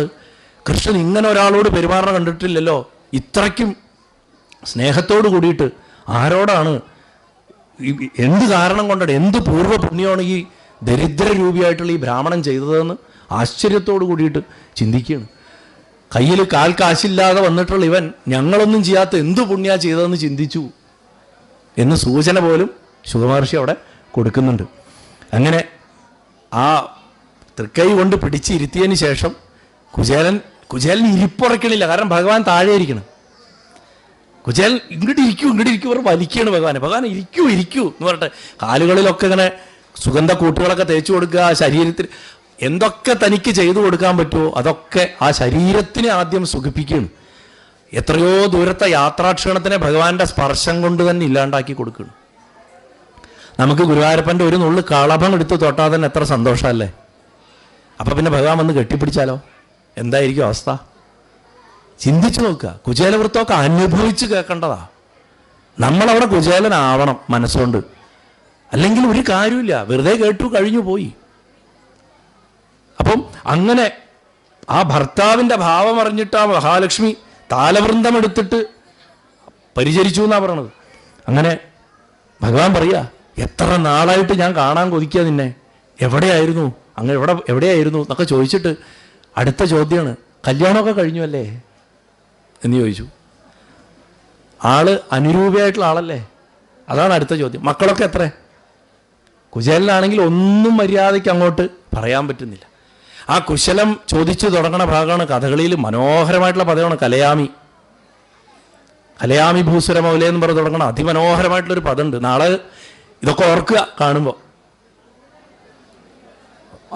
മനോഹരമായിട്ടുള്ള നൃത്തമാണ് കൃഷ്ണൻ്റെ. ആ സമയത്ത് ആനന്ദ നൃത്തമാണ് ഭഗവാൻ ആടുന്നത് ആ തൻ്റെ സതീർത്ഥിനെ കാണുമ്പോൾ. അങ്ങനെ അന്യോന്യം കൈപിടിച്ചുകൊണ്ട് ആ ഗുരുകുലത്തിലായിരുന്നപ്പോൾ പണിഞ്ഞ വൃത്താന്തങ്ങളൊക്കെ ഇങ്ങനെ ലളിതമായിട്ട് പറയാൻ തുടങ്ങുകയാണ്. ബ്രാഹ്മണശ്രേഷ്ഠ ധർമ്മജ്ഞനായിട്ടുള്ളവനെ ദക്ഷിണ കൊടുത്ത ശേഷം ഗുരുകുലത്തിൽ നിന്ന് സ്വഗൃഹത്തിലേക്ക് പോയിട്ടുള്ള അങ്ങേക്ക് നല്ല ഭാര്യയെ കിട്ടിയില്ലേ? ഇതാണ് ആദ്യത്തെ ചോദ്യം. കാരണം അവില്ലിക്ക് എത്തണം, അതിനു വേണ്ടിയാണ്. ഇതറിയാത്ത ആളല്ല. എന്തുകൊണ്ട് അവില്ലിക്ക് എത്തണം അതും പറയാം. അങ്ങനെ ഭഗവാൻ തൻ്റെ സ്വഭാവം എന്താണെന്ന് സൂചിപ്പിക്കുന്ന ഒരു ഭാഗമുണ്ട്. ഗുരു എന്ന് പറഞ്ഞാൽ എത്രമാത്രം മഹത്തായിട്ടുള്ളതാണ് എന്നുള്ള ഒരു ഭാഗം ഭഗവാൻ അവിടെ ഒരു ധർമ്മോപദേശം പോലെ ചുരുക്കി പറയുന്നുണ്ട്. എന്നിട്ടാണ് ബാക്കി കുശലാന്വേഷണത്തിലേക്ക് പോകുന്നത്. കല്യാണം കഴിഞ്ഞില്ലേ എന്ന് ചോദിച്ചതിന് ശേഷം അടുത്ത ചോദ്യം, ഗുരുകുലവാസത്തിനെ കുറിച്ച് അങ്ങ് ഓർക്കാറുണ്ടോ എന്നൊരു ചോദ്യം ചോദിച്ചു. അത് ചോദിക്കുമ്പോൾ ഉള്ളിൻ്റെ ഉള്ളിൽ സുദാമാവിന് ഒരു കുത്തലുണ്ട്. നമ്മളാരും അധികം അറിയാത്തൊരു കഥ അതിൻ്റെ പുറകിലുണ്ട്. അതാ കാട്ടിൽ വിറകിന് പോയപ്പോൾ ഉണ്ടായ ഒരു കഥയാണ്. നമുക്ക് കാട്ടിൽ വിറകിന് പോയതേ ആടാറുള്ളൂ കഥകളിയിലൊക്കെ. പക്ഷെ അതിൻ്റെ പുറകിൽ ഒരു ട്വിസ്റ്റ് ഉണ്ട്. അപ്പോൾ അങ്ങനെ 3 തരം ഗുരുക്കന്മാരെ കുറിച്ച് ഭഗവാൻ പറയും. നമ്മൾക്ക് ജന്മം തരണ അച്ഛനമ്മമാരാണ് നമ്മൾ ആദ്യത്തെ ഗുരു. ആര് മൂലമാണോ നമ്മൾ സൽക്കർമ്മങ്ങൾ ചെയ്യാൻ ഇടവരുന്നത് അതും ആ ആചാര്യൻ ഗുരുവാണ്. ഞാൻ തന്നെയാണ് അതെന്ന് വിചാരിച്ചോളണം എന്ന് പറയും. ഇതിനൊക്കെ കഴിഞ്ഞിട്ട് എല്ലാ ആശ്രമങ്ങൾക്കും നമ്മൾ ബ്രഹ്മചര്യം തുടങ്ങി നമ്മുടെ വാനപ്രസ്ഥം വരെയുള്ള ആശ്രമങ്ങൾക്ക്, സന്യാസം വരെയുള്ള ആശ്രമങ്ങൾക്കൊക്കെ അറിവിനെ കൊടുക്കുന്ന, ജ്ഞാനം നൽകുന്ന സദ്ഗുരുവായിട്ടുള്ള ഒരേ ഒരാൾ അതും ഞാൻ തന്നെയാണ്. ഇങ്ങനെ 3 ഗുരുക്കന്മാരാണ് നമുക്കുള്ളത്. ആ 3 ഗുരുക്കന്മാരെയും വന്ദിക്കേണ്ടതാണ് എന്ന് പറഞ്ഞിട്ട് ഇവിടെ കുശലാന്വേഷണ ഭാഗത്തേക്ക് ചോദിക്കുകയാണ്. അപ്പോഴാണ് ഓർമ്മയുണ്ടോ അങ്ങേക്ക്, പണ്ടൊരിക്കൽ നമ്മുടെ ഗുരുവിൻ്റെ പത്നി വിറക് എടുത്തിട്ട് വരാൻ നമ്മളോട് പറഞ്ഞു. അടുപ്പിന് തീ പൂട്ടാനില്ല. സന്ധ്യ നേരായ നേരത്ത് നമ്മളെ പറഞ്ഞയച്ചു. വിവരം അറിഞ്ഞു വന്ന സാന്ദീപിനി മഹർഷി അവരെ കുറേ ചീത്തയും പറഞ്ഞു. ഈ നേരത്താണോ കുട്ടികളെ പറഞ്ഞയക്കുക? നമുക്കോ മക്കളില്ല, അന്യരുടെ മക്കളെ നമ്മളിവിടെ കൊണ്ടുവന്ന് നിർത്തുന്ന നമ്മുടെ ഉത്തരവാദിത്തമല്ലേ? നീ എന്ത് കണ്ടിട്ടാണ് ഈ സന്ധ്യാനേരത്ത് ഈ കുട്ടികളെ കൊടുങ്കാട്ടിലേക്ക് പറഞ്ഞയച്ചത് എന്നൊക്കെ ചോദിച്ചിട്ട് ഗുരുപത്നിക്ക് അന്ന് കുറേ ചീത്തയൊക്കെ കേട്ടു. നമ്മൾ കാട്ടിൽ പോയിട്ട് അവിടെ ഇവിടെയൊക്കെ കറങ്ങി നടന്നിട്ട് നേരം പോയി കുറേ വിറകൊക്കെ ശേഖരിച്ചെങ്കിലും മഴ വന്നു. രണ്ടുപേരും ഭയന്ന് വിറച്ച് ഇരുട്ടായി അന്യോന്യം കെട്ടിപ്പിടിച്ചിരുന്ന് രാത്രി മുഴുവൻ കഴിച്ചു കൂട്ടി. രാവിലെ ആയപ്പോഴാണ് സാന്ദീപിനി മഹർഷി നമ്മളെ അന്വേഷിച്ച് വരുമ്പോൾ പകുതി വഴി വെച്ചിട്ട് നമ്മൾ അദ്ദേഹത്തിനെ കണ്ടു. അദ്ദേഹം നമ്മളെ ആശ്രമത്തിലേക്ക് കൂട്ടിക്കൊണ്ടുപോയി. എന്നിലുള്ള ഭക്തി കൊണ്ടല്ലേ നിങ്ങളിതൊക്കെ ചെയ്തത് എന്ന് പറഞ്ഞിട്ട് നമ്മളെ മനസ്സ് നിറഞ്ഞ് അനുഗ്രഹിച്ചു. പഠിച്ചതൊന്നും മറക്കാതിരിക്കട്ടെ, ആവശ്യത്തിന് പ്രയോഗിക്കാൻ കഴിയട്ടെ എന്ന് പറഞ്ഞ് അനുഗ്രഹിച്ചു. ഓർമ്മയുണ്ടോ? അപ്പോൾ യഥാർത്ഥത്തിൽ ഒരു ഗുരുനാഥനെ നമുക്ക് കിട്ടിയാൽ നമുക്ക് കിട്ടേണ്ടത് അതാണ്. പഠിച്ചത് മറക്കാതിരിക്കാനുള്ള അനുഗ്രഹം, മറക്കാതെ അത് പ്രയോഗിക്കാൻ പറ്റണം നമുക്ക് ആവശ്യമുള്ള സമയത്ത്. അതാണ് ഏറ്റവും പ്രധാനമായിട്ടുള്ളത്. ഇത് ഇന്നത്തെ കാലത്ത് കുട്ടികൾക്ക് കിട്ടാൻ കുറച്ച് കഷ്ടമായി വരികയാണ്. ഇനി അങ്ങോട്ട് പോകുന്നതോറും അത് ബുദ്ധിമുട്ടാവുകയും ചെയ്യും. അപ്പം അങ്ങനെ കാലം തെറ്റിയുണ്ടായ മഴ സഹിച്ച കഥയൊക്കെ പറയുമ്പോൾ കുചേലൻ കണ്ണീര് വാർക്കുന്നത് നമ്മൾ കരുതുന്നത് നൊസ്റ്റാൾജിയ കൊണ്ടാണെന്നാണ് നമ്മൾ കരുതുന്നത്. അതായത് കഴിഞ്ഞു പോയൊരു കാലത്തിലെ ഒരു നല്ല സംഭവം, അന്ന് ഞങ്ങൾ എക്സ്കർഷന് പോയപ്പോൾ അവിടെ, അത് അങ്ങനെയുള്ള ഒരു കരച്ചിലല്ല, അത് ഉൾക്കുത്താണ്. കാരണം ഈ കാട്ടിൽ പോകുമ്പോൾ ഇവർക്ക് കഴിക്കാനായിട്ട് കുറച്ച് വേവിച്ച വെള്ളക്കടല കൊടുത്തിട്ടുണ്ടായിരുന്നു സുദാമാവിൻ്റെ കയ്യിൽ ഗുരുപത്നി. ഇത് അരയിലുണ്ടായിരുന്നു. ഭഗവാൻ അറിയാം ഇത് കയ്യിലുണ്ടെന്ന്. ഇവര് സാധാരണ പറയുന്നത് പോലെ രണ്ടുപേരും ഒരു മരത്തിലല്ല കയറിയത്. രണ്ടുപേരും 2 മരത്തിലാണ് കയറി കൂടിയത്. ഇടിവെട്ടിയപ്പോൾ പേടിച്ചങ്ങോട്ട് കയറിയതാ. ഇരുട്ടത്താണ് സംസാരം, അന്യോന്യം കാണാൻ പോലും പറ്റില്ല. നല്ലോണം വിശക്കുണ്ട് രണ്ടുപേർക്കും. കുറച്ച് കഴിഞ്ഞപ്പോൾ സുധാമാവൻ ഓർമ്മ വന്നത്, എൻ്റെ അരയിൽ ഈ വെള്ളക്കടല വേവിച്ചിരിപ്പുണ്ട്, ചന്ന. അപ്പോൾ അവനത് അങ്ങോട്ട് കൊണ്ടേ കൊടുക്കാനും വയ്യ, പേടിയാ മരത്തുനിന്ന് താഴെ ഇറങ്ങാൻ, എന്നാൽ വിശപ്പ് സഹിക്കാനും വയ്യ. അപ്പോൾ നേരത്തെ പറഞ്ഞ ബ്രഹ്മത്തിൽ ഉറച്ചു നിൽക്കാനുള്ള ജീവിതമൊന്നും ചിന്തയിൽ വന്നില്ല. കുറച്ചെടുത്ത് കഴിച്ചു. കഴിക്കാൻ തുടങ്ങിയ വിശപ്പ് കൂടും. വിശപ്പ് കൂടുന്നതനുസരിച്ച് കുറച്ചുകൂടെ കഴിച്ചു. പകുതി അവന് കൊടുക്കാം. ആദ്യം 3/4 ഭാഗം കൊടുക്കാമെന്നായിരുന്നു, പിന്നെ പകുതി കൊടുക്കാമെന്നായി. പകുതിയും കഴിച്ചു കഴിഞ്ഞപ്പോഴും വിശപ്പ് വർദ്ധിച്ചു വരികയാണ്. അപ്പോൾ ഭഗവാൻ അപ്പുറത്തിരുന്ന് പറയുന്നുണ്ട്, നേരം ഇത്രയായി, നമുക്കിനി പോകാൻ പറ്റുന്നുള്ളൂ, ഇന്ന് രാത്രി പട്ടിണി തന്നെ, എനിക്കാണെങ്കിൽ വിശന്നിട്ടും വയ്യാന്നൊക്കെ പറയുന്നുണ്ട്. അപ്പുറത്ത് മരത്തുന്നതൊക്കെ കേൾക്കാം.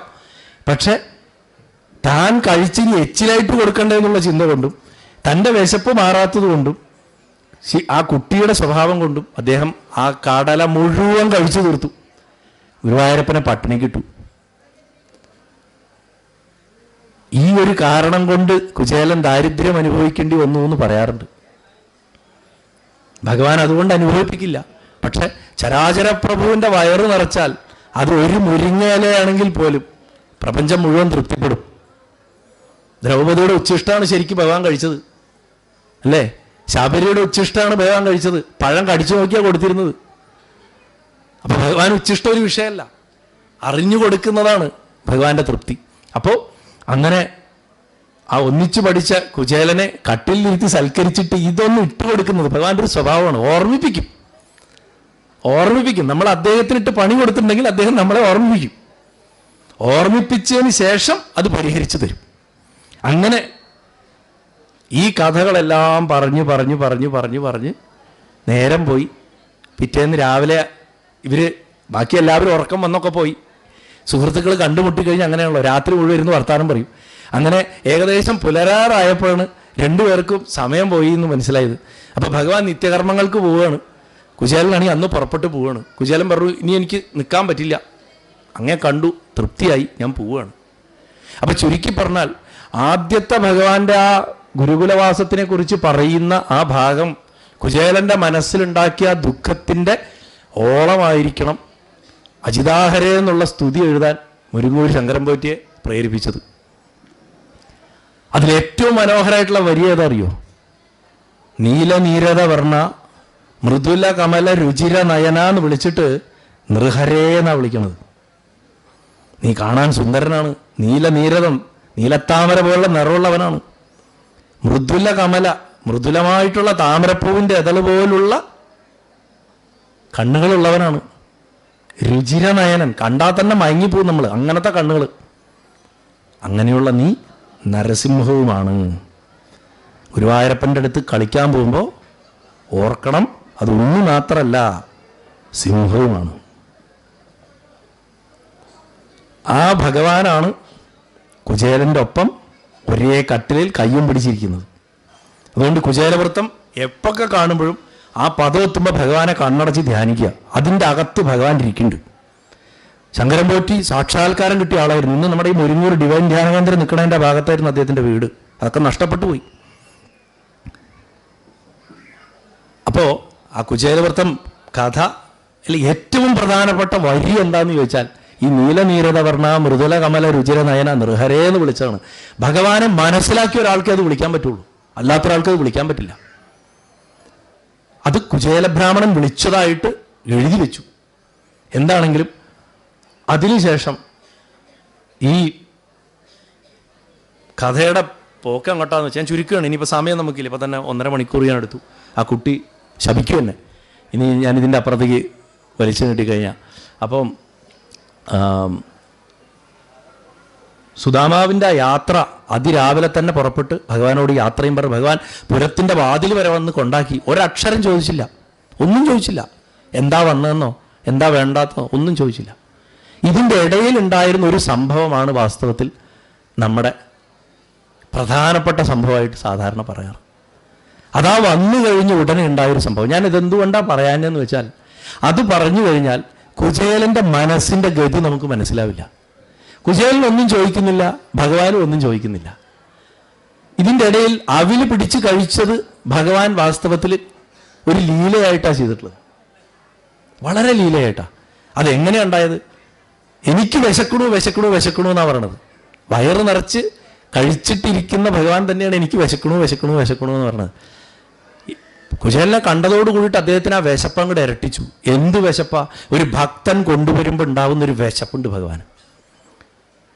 പഴയ സുമേഷ് തിരുമേനി ഗുരുവായൂർ മേൽശാന്തി ആയിരിക്കുമ്പോൾ അദ്ദേഹത്തിൻ്റെ 2ാം ഊഴത്തിൽ ഒരു സംഭവം ഉണ്ടായി. ഞാനിത് മുമ്പ് ഏതോ ഒരു സ്ഥലത്ത് പറഞ്ഞിട്ടുണ്ട്, ഞാനും ആ പരിസരത്ത് ഉണ്ടായിരുന്നുകൊണ്ട് എനിക്കത് ഓർമ്മയുണ്ട്. പെട്ടെന്ന് ശ്രീകോവിലിൻ്റെ അകത്ത് ഭഗവാൻ പാല് തീർന്നുപോയി. അങ്ങനെ വരണമല്ല ഗുരുവായൂർ. ഗുരുവായൂർ ക്ഷേത്രത്തിൽ എല്ലാം അതിൻ്റെ സ്ഥാനത്ത് കൃത്യമായിട്ടുണ്ടാവും. പൂജയ്ക്ക് നടയടക്കണം, ഉച്ചപൂജ സമയമാണ്, പാലില്ല. പെട്ടെന്ന് നോക്കും പാലില്ല. കാരണം അതിന് തൊട്ട് മുമ്പ് എന്തോ ഒരു അത്യാവശ്യം വന്നപ്പോൾ അവിടെ ഉണ്ടായിരുന്ന പാലെടുത്ത് ഉപയോഗിക്കുക, അങ്ങനെ എന്തോ ഉണ്ടായി. എനിക്കിപ്പോൾ അതിൻ്റെ വിശദാംശം ഓർമ്മയില്ല. അപ്പോഴുണ്ട് അതാ വരണ ക്യൂവിൽ ഒരു സ്ത്രീ ഒരു പാത്രം കൊണ്ടേ മുന്നിൽ വയ്ക്കുന്നു സോപാനത്തിൽ. തിരുമേനിക്ക് എന്തോ ചോദിക്കാൻ തോന്നി. എന്താ തുറന്നു നോക്കൂ പറഞ്ഞു. തുറന്നു നോക്കിയപ്പോൾ പാലാ. അവർക്കൊരു പശു ഉണ്ടായി. ആ പശു പെറ്റ ആ പശുവിന് കിടാവുണ്ടായിട്ട് അതിൻ്റെ ആദ്യത്തെ കറവയുടെ പാല് ഗുരുവായൂരപ്പന് കൊടുക്കാമെന്ന് പറഞ്ഞ് അവർ ബസ് കയറി വരുന്നത് വരെ വെയിറ്റ് ചെയ്യിച്ച് അകത്തുള്ള പാലിൻ്റെ സ്റ്റോക്ക് തീർത്തിട്ട് ആ പാൽ അകത്തേക്ക് വാങ്ങാൻ വേണ്ടി ഗുരുവായൂരപ്പൻ ചെയ്തതാണ്. ഇതുണ്ടായിട്ടിപ്പോൾ അധികം കാലമൊന്നും ആയിട്ടില്ല. ഒരു കോവിഡിന് തൊട്ട് കുറച്ച് മുമ്പുള്ള വർഷങ്ങളിലാണ് ഉണ്ടായത്. അപ്പോൾ ഒരു എക്സാമ്പിൾ പറഞ്ഞാണ്. അപ്പോൾ അദ്ദേഹത്തിന് വേണമെന്നുണ്ടെങ്കിൽ അദ്ദേഹം വാങ്ങിച്ചെന്നെ എടുക്കും അത്. അങ്ങനെ ആ കുചേലൻ്റെ കയ്യിലിരിക്കുന്ന ആ കക്ഷത്തിരിക്കുന്ന അവിൽപ്പൊതിയെ ഭഗവാൻ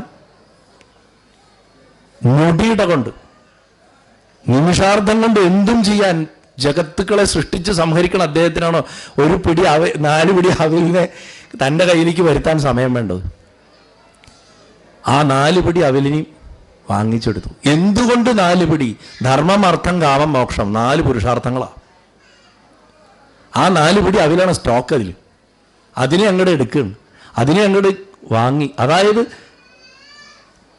കൊണ്ടുവന്ന കുചേലനെക്കാട്ടിലും കൊണ്ടുവന്ന കുചേലപത്നിയുടെ ആത്മാവാണതിൽ. ആ ആത്മാവിനെ ഭഗവാൻ സ്വീകരിക്കുകയാണ്, ആ ആത്മസമർപ്പണത്തിനെ സ്വീകരിക്കുകയാണ്. അത് സ്വീകരിച്ച് അതിനെ വേഗത്തിൽ തുറന്നിട്ട്, കല്ലും കട്ടയൊക്കെ ഉണ്ട് അതിൻ്റെ അകത്ത്, മര്യാദയ്ക്കൊന്നും ആയിട്ടില്ല, അതിനെ ഒരു പിടി അങ്ങോട്ട് വാരി തൻ്റെ ആ വെണ്ണ ഉണ്ണയുടെ വായിലേക്ക് അങ്ങോട്ട് ഇട്ടു എന്നാ പറഞ്ഞു. അത് ഇട്ട പാടെ ഭഗവാൻ അത് സ്വാദോട് കൂടിയിട്ട് ചവയ്ക്കുമ്പോൾ പെട്ടെന്ന് പല്ലിൽ കല്ലും കടിച്ചു, തവിട് കവിളിൻ്റെ ഉള്ളിൽ മുറിവുണ്ടാക്കി. എന്നാലും സന്തോഷത്തോടു കൂടി അത് മുഴുവൻ ചാവച്ചരച്ച് കഴിച്ചു. കഴിച്ചിട്ട് അടുത്തത് കഴിക്കാനുള്ള വെമ്പലും വ്യഗ്രതയും കൊണ്ട് അടുത്ത പിടിയിലേക്ക് അങ്ങോട്ട് വെച്ചതും രുക്മിണി കണ്ണുകൊണ്ട് കാണിച്ചു. നമ്മൾ സാധാരണ പറയുമ്പോൾ സൗകര്യത്തിന് പറയും, എന്ത് കണ്ടിട്ടാ എന്നെയും കൂടെ കൊടുക്കാനാണോ എന്നൊക്കെ രുക്മിണി പറഞ്ഞു. ഒരിക്കലും ആ പതിവ്രതാരത്നം മഹാലക്ഷ്മി ഒരു അതിഥിയുടെ മുന്നിൽ വെച്ചിട്ട് ഒരിക്കലും അങ്ങനെ പറഞ്ഞിട്ടുണ്ടാവാനുള്ള സാധ്യതയില്ല. ഒരാംഗ്യത്തിൽ കൂടെ ഒരു നോട്ടത്തിൽ കൂടെ ഭഗവാനെ തടഞ്ഞിട്ടുണ്ടാവാം. ഇവൾ അല്ലെങ്കിൽ പോലും എക്സ്ക്യൂസ് മീ ഒന്നിങ്ങോട്ട് വരൂ, ഞാനൊരു കാര്യം പറയട്ടെ എന്ന് പറഞ്ഞിട്ട് പോലും വിളിച്ചിട്ടുണ്ടാവില്ല. ഒരു നോട്ടം കൊണ്ട് തടഞ്ഞിട്ടുണ്ടാവാം, ഒറ്റ നോട്ടം കൊണ്ട്. അതുതന്നെ ഒരുപാടുണ്ട് ശരിക്കും. രുക്മിണി അങ്ങനെ പറയാനും ഭഗവാന്റെ ആ പ്രവൃത്തി രുക്മിണിക്ക് അതിനുള്ളൊരു അവസരം കൊടുത്തു എന്നാ പറയുന്നു. അതുപോലും വ്യാഖ്യാനിക്കാറുണ്ട് സാധാരണ. എന്താണെങ്കിലും ആ കഴിക്കലിൽ കുചേലന് കൊടുക്കാവുന്നതൊക്കെ ഭഗവാൻ കൊടുത്തു. ഞാൻ എല്ലാ സ്ഥലത്തും പറയാറുണ്ട്, ഇവിടെയും ഞാൻ മുൻപ് പറഞ്ഞിട്ടുണ്ടെന്ന് എൻ്റെ ഓർമ്മ. ഗുരുവായൂരപ്പൻ എന്തും കയ്യിൽ തരില്ല, വീട്ടിലേ കൊടുക്കുള്ളൂ. നല്ലതാണെങ്കിലും ചീത്തയാണെങ്കിലും വീട്ടിലേ തരുള്ളൂ. ഭഗവാന്റെ അവിടെ പണിത ഭഗവാൻ വീട്ടിലിട്ട് പണിയും. കുടുംബം തോണ്ടി തരും. ഭഗവാന് നല്ലത് ചെയ്താൽ, പ്രപഞ്ചത്തിന് നല്ലത് ചെയ്താൽ ഭഗവാൻ അത് വീട്ടിൽ തരും. ഭഗവാനെ ഉപദ്രവിക്കുക എന്നുള്ളതല്ല അതിലർത്ഥം. ഭഗവാൻ ഏറ്റവും ഇഷ്ടമല്ലാത്തൊരൊറ്റ കാര്യമുള്ളൂ, അദ്ദേഹത്തിൻ്റെ പേരുപയോഗിച്ച് സാധുക്കളെ വഞ്ചിക്കുകയും ചതിക്കുകയും ചെയ്യുന്നവൻ എവിടെയുണ്ടോ അവനിട്ടിട്ടാണ് ഭഗവാൻ പണി കൊടുക്കുക. അല്ലാതെ ഭഗവാന്റെ മുതൽ മോഷ്ടിച്ചാൽ പോലും ഭഗവാൻ ഒന്നും തിരിഞ്ഞു നോക്കാറില്ല, പലപ്പോഴും സംഭവിക്കാറില്ല. അദ്ദേഹത്തിന് അതൊരു വിഷയമല്ല. ഗുരുവായൂരപ്പൻ കണ്ണു തുറക്കുന്നത് എപ്പോഴും അദ്ദേഹത്തിൻ്റെ പേരെടുത്തിട്ട് ദുർവിനിയോഗം ചെയ്തിട്ട് മറ്റൊരാളെ ദ്രോഹിക്കാനോ മുതലെടുപ്പ് നടത്താനോ ഉപയോഗിക്കുന്ന ഭക്തവേഷം കെട്ടിയിട്ടുള്ള വർഗങ്ങളുണ്ടല്ലോ, അവരെയാണ് ഭഗവാൻ ശരിക്കും പിടിക്കുക. ആദ്യം നന്നായി വളർത്തി മറ്റൊരു മതഗ്രന്ഥത്തിൽ പറഞ്ഞതുപോലെ പന പോലെ വളർത്തും, എന്നിട്ട് അടിയോടെ അങ്ങോട്ട് വെട്ടും. അത് ഗുരുവായൂരപ്പൻ്റെ ഒരു രീതിയാണ്. ജരാസന്ധനൊക്കെ വളർത്തി എവിടെ എത്തിച്ചു അല്ലേ? എന്നിട്ട് എങ്ങനെയാ വെട്ടിയത്? അതുപോലെ വളർത്തി വെട്ടും. അത് ഗുരുവായൂരപ്പൻ്റെ ഒരു സ്വഭാവമാണ്. കുചേലൻ്റെ കാര്യത്തിലാണ് ആ നല്ലത് കൊടുത്തതിൻ്റെ കുടുംബത്താ കൊടുത്തത്. കുചേലൻ ഇങ്ങനെ പലവിധ ചിന്തകളോട് കൂടിയിട്ട് നടക്കുമ്പോൾ കുചേലൻ്റെ മനസ്സിൽ പിന്നെ ഉണ്ടാവണ വികാരം എന്ന് പറഞ്ഞു കഴിഞ്ഞാൽ റിഗ്രറ്റാ, നിരാശ. ഞാൻ പോയി, എനിക്കൊരു അവസരം കിട്ടി, ഞാൻ കണ്ടു ഭഗവാനെ, പക്ഷെ ഞാൻ ഒന്നും ചോദിച്ചില്ല. ആ അവിലിൻ്റെ കാര്യം അദ്ദേഹം ചിന്തിക്കുന്നു പോലുമില്ല. അവള് കൊടുത്തയച്ച അവിൽ അദ്ദേഹം കഴിച്ചല്ലോ എന്ന് പോലും നിർവൃതി കൊണ്ട് ചിന്തിക്കുന്നില്ല. അത് ഏത് വലിയ സിദ്ധാന്തം പറയുന്ന ബുദ്ധിമാന്മാർക്കുള്ള പ്രശ്നമാണ്. എന്താ അറിയോ? അവർ സിദ്ധാന്തം പറയും, ഇല്ലായ്മയാണ് എൻ്റെ അലങ്കാരം എന്നൊക്കെ പറയും. പക്ഷെ ഒരു അംഗീകാരം കിട്ടട്ടെ, അവർക്ക് ആരെങ്കിലും ഒരു 5 സ്റ്റാർ ഹോട്ടൽ ബുക്ക് ചെയ്ത് കൊടുക്കട്ടെ, ഒരു അവാർഡ് ഫംഗ്ഷൻ കൊടുത്തിട്ട് അവരാ 10 ദിവസം അവിടെ താമസിക്കുമ്പോഴും ഭാര്യ മക്കളെ ആലോചിക്കില്ല, അവർ മറന്നുപോകും. അംഗീകാരം വരുമ്പോൾ ജീനിയസ് അത് മറക്കുന്ന പറയുക. വന്ന വഴി മറന്നു കുചേലൻ. തിരിച്ചു പോകുമ്പോഴാണ് ഓർമ്മ വരണം, അയ്യോ ഞാനൊരു അവസരം നശിപ്പിച്ചല്ലോ എന്ന്. ആ അവസരം നശിപ്പിച്ചല്ലോ എന്ന് പറഞ്ഞിട്ട് അദ്ദേഹം തിരിച്ച് ചെല്ലുമ്പോൾ കാണുന്ന കാഴ്ച നമുക്ക് എല്ലാവർക്കും അറിയാം. തൻ്റെ വീട് നിന്ന സ്ഥലമേ മാറിപ്പോയിരിക്കുന്നു. സകലതും സ്വർണ്ണമയം, പുതിയ പുതിയ കെട്ടിടങ്ങൾ, അതിസുന്ദരികളായിട്ടുള്ള ദാസിമാർ, തൻ്റെ മക്കൾ തന്നെ ഓടി വന്ന് കെട്ടിപ്പിടിക്കുകയാണ്. പുതിയ പുതിയ കുപ്പായൊക്കെ ഇട്ടിട്ട് അവർ തിരിച്ചെടുത്ത് ആരാ എന്നെ വന്ന് കെട്ടിപ്പിടിക്കണമെന്നാ. ഏതൊക്കെയോ പിള്ളേർ വന്നിട്ട് അച്ഛാന്ന് പറഞ്ഞിട്ട് എന്നെ കെട്ടിപ്പിടിക്കണം. നോക്കുമ്പോൾ ഇത് തൻ്റെ മക്കളല്ലേ എന്ന് തിരിച്ചറിയണു. അതാ നോക്കുമ്പോൾ സാക്ഷാൽ മഹാലക്ഷ്മിയെ പോലെ കല്യാണി എന്ന് പേരോട് കൂടിയിട്ടുള്ള തൻ്റെ പത്നി അതാ ഇറങ്ങി വരണു. ഇപ്പോഴാണ് അവളെ കല്യാണി എന്ന് വിളിക്കാൻ പറ്റുക. കുചേലവൃത്തം ആട്ടക്കഥയിൽ വൃദ്ധ എന്ന് പറഞ്ഞിട്ടൊരു വേഷമുണ്ട്. അവിടുത്തെ ഒരു അടിച്ചുകളിക്കാരിയാ. കുചേലൻ്റെ ഈ വീടൊക്കെ അവർ രാവിലെ ദിവസം മിറ്റടിക്കണേ, എന്നും അവിടെ ഒരു കുടില കാണാറ്. ആ ദിവസം രാവിലെ പുലർച്ചെ അടിച്ചു കളിക്കാൻ വന്നപ്പോൾ കുടിലൊന്നും കാണാനില്ല. ആദ്യം വൃദ്ധയാണ് കാണുന്നത് കുചേലൻ വരണതിന് മുന്നേ. വൃദ്ധ അങ്ങനെ അടിച്ച് ചൂലായിട്ട് വന്നിട്ട് ഞാൻ നോക്കുന്നുണ്ട്. താൻ അടിച്ചു കളിക്കുന്ന സ്ഥലമൊക്കെ മാറിയിട്ട് അവിടെ വലിയ കൊട്ടാരമൊക്കെ ആയിരിക്കുന്നത്. കോട്ടക്കൽ ദേവദാസേട്ടൻ അത് ഗംഭീരമായിട്ട് അവതരിപ്പിക്കാറുണ്ട്. കുചേലവൃത്തത്തിലെ വൃദ്ധ. ആ വൃദ്ധയുടെ വർണ്ണന തന്നെ ഒരുപാടുണ്ട് ശരിക്കും. അപ്പോൾ ഒരു സാധാരണക്കാരൻ എങ്ങനെയാണ് കുചേലന്റെ ആ സമ്പൽ സമൃദ്ധിയെ നോക്കിക്കണ്ടത് എന്നുള്ളതിൻ്റെ ഒരു ചിത്രമാണ് നമുക്ക് അവിടെ കിട്ടണം. ഈ ഭഗവത്ഗീതയിലെ പത്രം പുഷ്പം ഫലം തോയം വ്യോമേ ഭക്തിയാ പ്രയച്ഛതി എന്ന് പറഞ്ഞ ശ്ലോകം ഭാഗവതത്തിലും പറഞ്ഞിട്ടുണ്ട്. കുചേലന്റെ അടുത്ത് ഭഗവാൻ പറയുന്നുണ്ട് അവില് തരാൻ പറയണ സമയത്ത്. രണ്ടിലും ഒരേപോലുള്ള ശ്ലോകം, അത് കോമൺ ശ്ലോക. അത് എത്രമാത്രം അർത്ഥവത്താണെന്ന് നമുക്ക് മനസ്സിലാവണമെങ്കിൽ കുചേല ചരിത്രം പഠിക്കണം. കുചേലന് ഒരുപടി അവിലേ കൊടുത്തിട്ടുള്ളൂ. നമുക്ക് നമ്മുടെ ജീവിതമേ ഭഗവാന് സമർപ്പിക്കാമല്ലോ. വീട്ടിൽ എന്ത് നല്ലതുണ്ടാക്കുമ്പോഴും അതാ ഉണ്ണിക്കാണെന്നും കൂടെ വിചാരിച്ചു കഴിഞ്ഞാൽ സന്തോഷമല്ലേ? എന്തും സമർപ്പിക്കാനുള്ള ഒരു മനസ്സുണ്ടായാൽ നമുക്ക് ഭഗവാനെ വളരെ പെട്ടെന്ന് തന്നെ കിട്ടും എന്നുള്ളതാണ് വാസ്തവത്തിൽ കുചേലവൃത്തം കഥയുടെ ഏറ്റവും വലിയ സന്ദേശം എന്ന് പറയുന്നത്. അപ്പോൾ അനവധി കാര്യങ്ങൾ നമുക്ക് ശരിക്ക് വർണ്ണിക്കാനുണ്ടെങ്കിലും കുചേലവൃത്തം കഥയുടെ ആകത്തുക നമ്മൾ എടുക്കുമ്പോൾ ഒറ്റ കാര്യം മനസ്സിലാക്കുക. കുചേലൻ എന്ന് പറയുന്നത് നമ്മളാണ്, ജീവാത്മാവാണ്. ഭഗവാൻ പരമാത്മാവ്. ജീവാത്മാവിനൊരു ശരീരം കിട്ടുമ്പോൾ ആ ശരീരം കൊണ്ട് പലതും ചെയ്യാമെന്ന് അഹങ്കരിച്ചിട്ട് ജീവാത്മാവ് പരമാത്മാവിൻ്റെ അടുത്തേക്ക് പോവാതിരിക്കും, തൻ്റെ ഈഗോയിലിരിക്കും. അതിപ്പോൾ ഉദാത്തമായിട്ടുള്ള സിദ്ധാന്തമാവട്ടെ, വളരെ മോശപ്പെട്ട ചിന്താഗതികളാവട്ടെ, എന്തോ ആവട്ടെ. പക്ഷെ ഒരു സമയം വരുമ്പോൾ അത് പത്നിയുടെ രൂപത്തിലോ മക്കളുടെ രൂപത്തിലോ ഗുരുനാഥൻ്റെ രൂപത്തിലോ ആരുടെയെങ്കിലും ഒരു രൂപത്തിലൊരു മാർഗനിർദ്ദേശം കിട്ടും നമുക്ക്. അപ്പോഴാണ് നമുക്ക് ചിന്ത വരിക, ആ പരമാത്മാവെങ്കിലേക്ക് പോകണം എന്നുള്ള ചിന്ത വരുമ്പോൾ ആ ജീവാത്മാവ് ആ പരമാത്മാവിൻ്റെ അടുത്തേക്ക് ചെല്ലുകയാണ്. പരമാത്മാവ് ജീവാത്മാവിനെ ആശ്ലേഷിക്കുക മാത്രമല്ല, ആ ജീവാത്മാവിന് ഇനിയുള്ള കാലം ആ ശരീരത്തിൽ നിലനിൽക്കാൻ വേണ്ടതൊക്കെ കൊടുത്തു വിടുകയാണ്. ഇങ്ങനെ മനസ്സിലാക്കിക്കൊള്ളണം. ഇതാണ് ഏറ്റവും വലിയ ആധ്യാത്മിക പാഠം കുചേലവൃത്തം കഥയിൽ. കുചേലൻ നമ്മൾ തന്നെയാണ്, നമ്മളാകുന്ന നമ്മുടെ ആത്മാവാണ് കുചേലൻ എന്ന് മനസ്സിലാക്കിയാൽ ഈ കീറത്തുണി എടുക്കുക എന്ന് പറഞ്ഞാൽ ഈ ശരീരമാണ്. ആ കീറത്തുണി, മോശപ്പെട്ട തുണി, മുഷിഞ്ഞ തുണി എന്ന് പറയുന്നത് നമ്മുടെ ഈ ദേഹമാണ്. മലിനമായിട്ടുള്ള ഈ ദേഹം, രക്തമാംസ ശുക്ലാദികളും മലങ്ങളും ഒക്കെ കൊണ്ട് മൂത്രാദികളൊക്കെ കൊണ്ട് നശിച്ചിട്ടുള്ള ഈ ശരീരം, ഈ ശരീരം തന്നെയാണ് കുചേലൻ്റെ ചേല.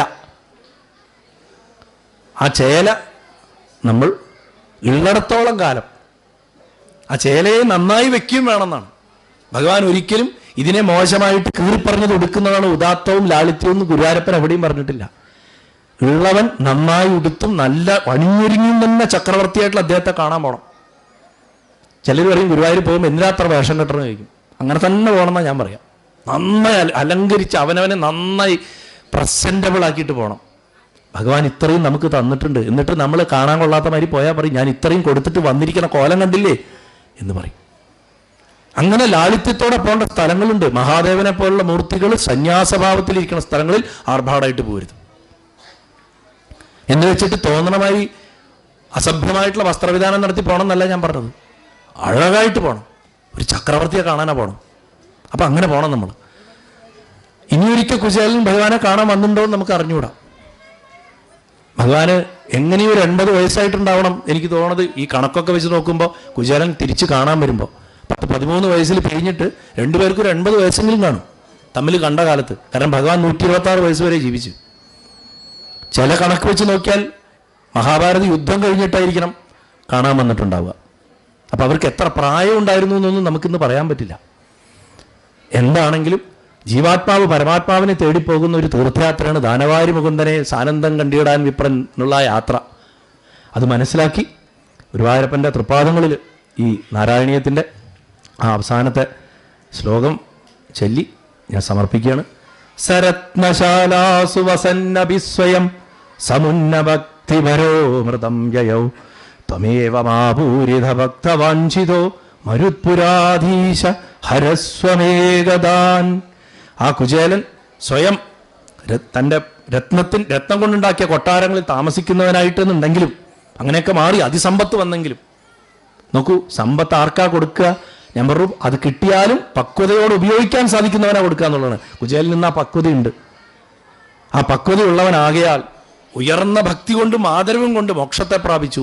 ആ കിട്ടിയ ധനം മുഴുവൻ അദ്ദേഹം ഭഗവത് കൈങ്കര്യത്തിനായിട്ട് ഉപയോഗിച്ചു. ദാനധർമ്മങ്ങൾ നടത്താനും കുട്ടികളെ പഠിപ്പിക്കാനും കിണറുകൾ കുഴിക്കാനും കുളങ്ങൾ കുഴിക്കാനും ജലാശയങ്ങൾ നിർമ്മിച്ച് ജനങ്ങൾക്ക് തണ്ണീർപ്പന്തലുകൾ ഉണ്ടാക്കാനും ഭഗവാന്റെ ഭക്തരെ ശുശ്രൂഷിക്കാനും ആയിട്ട് കുചേലനും കുചേലപത്നിയും ആവുന്നത്ര ധനം ചെലവഴിച്ചു എന്നാണ് പറഞ്ഞു. അങ്ങനെ ക്ഷേത്രങ്ങൾ പണിതു. അവർ ചെയ്യാത്ത ദാനധർമ്മങ്ങളില്ല. അങ്ങനെ ചെയ്ത് അന്ത്യത്തിൽ ഭഗവാന്റെ തൃപ്പാദങ്ങളിൽ അവർ ലയിച്ചു എന്ന് ഭട്ടതിരിപ്പാട് പറഞ്ഞു. ഇപ്രകാരം പൂർണ്ണമാക്കിയ ഭക്തന്മാരുടെ ആഗ്രഹത്തോടു കൂടിയവനായിട്ട്, അതായത് ഭക്തന്മാരെന്താഗ്രഹിക്കുന്നു അതൊക്കെ സാധിപ്പിച്ചു കൊടുക്കണം കൽപ്പവൃക്ഷമായിട്ടുള്ള ഗുരുവായൂരപ്പ, ഭക്തനായിട്ടുള്ള എൻ്റെ രോഗങ്ങളെ മാറ്റിത്തന്നാലും എന്ന് പറഞ്ഞിട്ട് പ്രാർത്ഥിച്ചിട്ട് ഭട്ടതിരിപ്പാട് ഗുരുവായൂർ ശ്രീലകത്തേക്ക് നോക്കി തൊഴുന്നതോട് കൂടിയിട്ട് ആ ഉപാഖ്യാനം അവസാനിക്കുന്നു. നിങ്ങളെല്ലാവരെയും പൊന്നുഗുരുവായൂരപ്പൻ മനസ്സറിഞ്ഞ് അനുഗ്രഹിക്കട്ടെ എന്ന് പ്രാർത്ഥിക്കുന്നു. ആ കുചേല പാദങ്ങളിലും പൊന്നുഗുരുവായൂരപ്പൻ്റെ പാദങ്ങളിലും ഭഗവാന്റെ പട്ടമഹിഷിയായ മഹാലക്ഷ്മിയായ രുക്മിണീദേവിയുടെ പാദങ്ങളിലും സർവോപരി ഭഗവാനെ മനസ്സിൽ വെച്ച് ആരാധിച്ച് കുചേലന് മാഹാത്മ്യം ഉണ്ടാക്കി കൊടുത്ത ആ കുചേലപത്നിയുടെ തൃപ്പാദങ്ങളിലും നമുക്കെല്ലാവർക്കും സാഷ്ടാംഗം നമസ്കരിക്കാം. എല്ലാവരും പൊന്നുഗുരുവായൂരപ്പൻ അനുഗ്രഹിക്കട്ടെ. നാരായണാഖില ഗുരു ഭഗവൻ നമസ്തേ.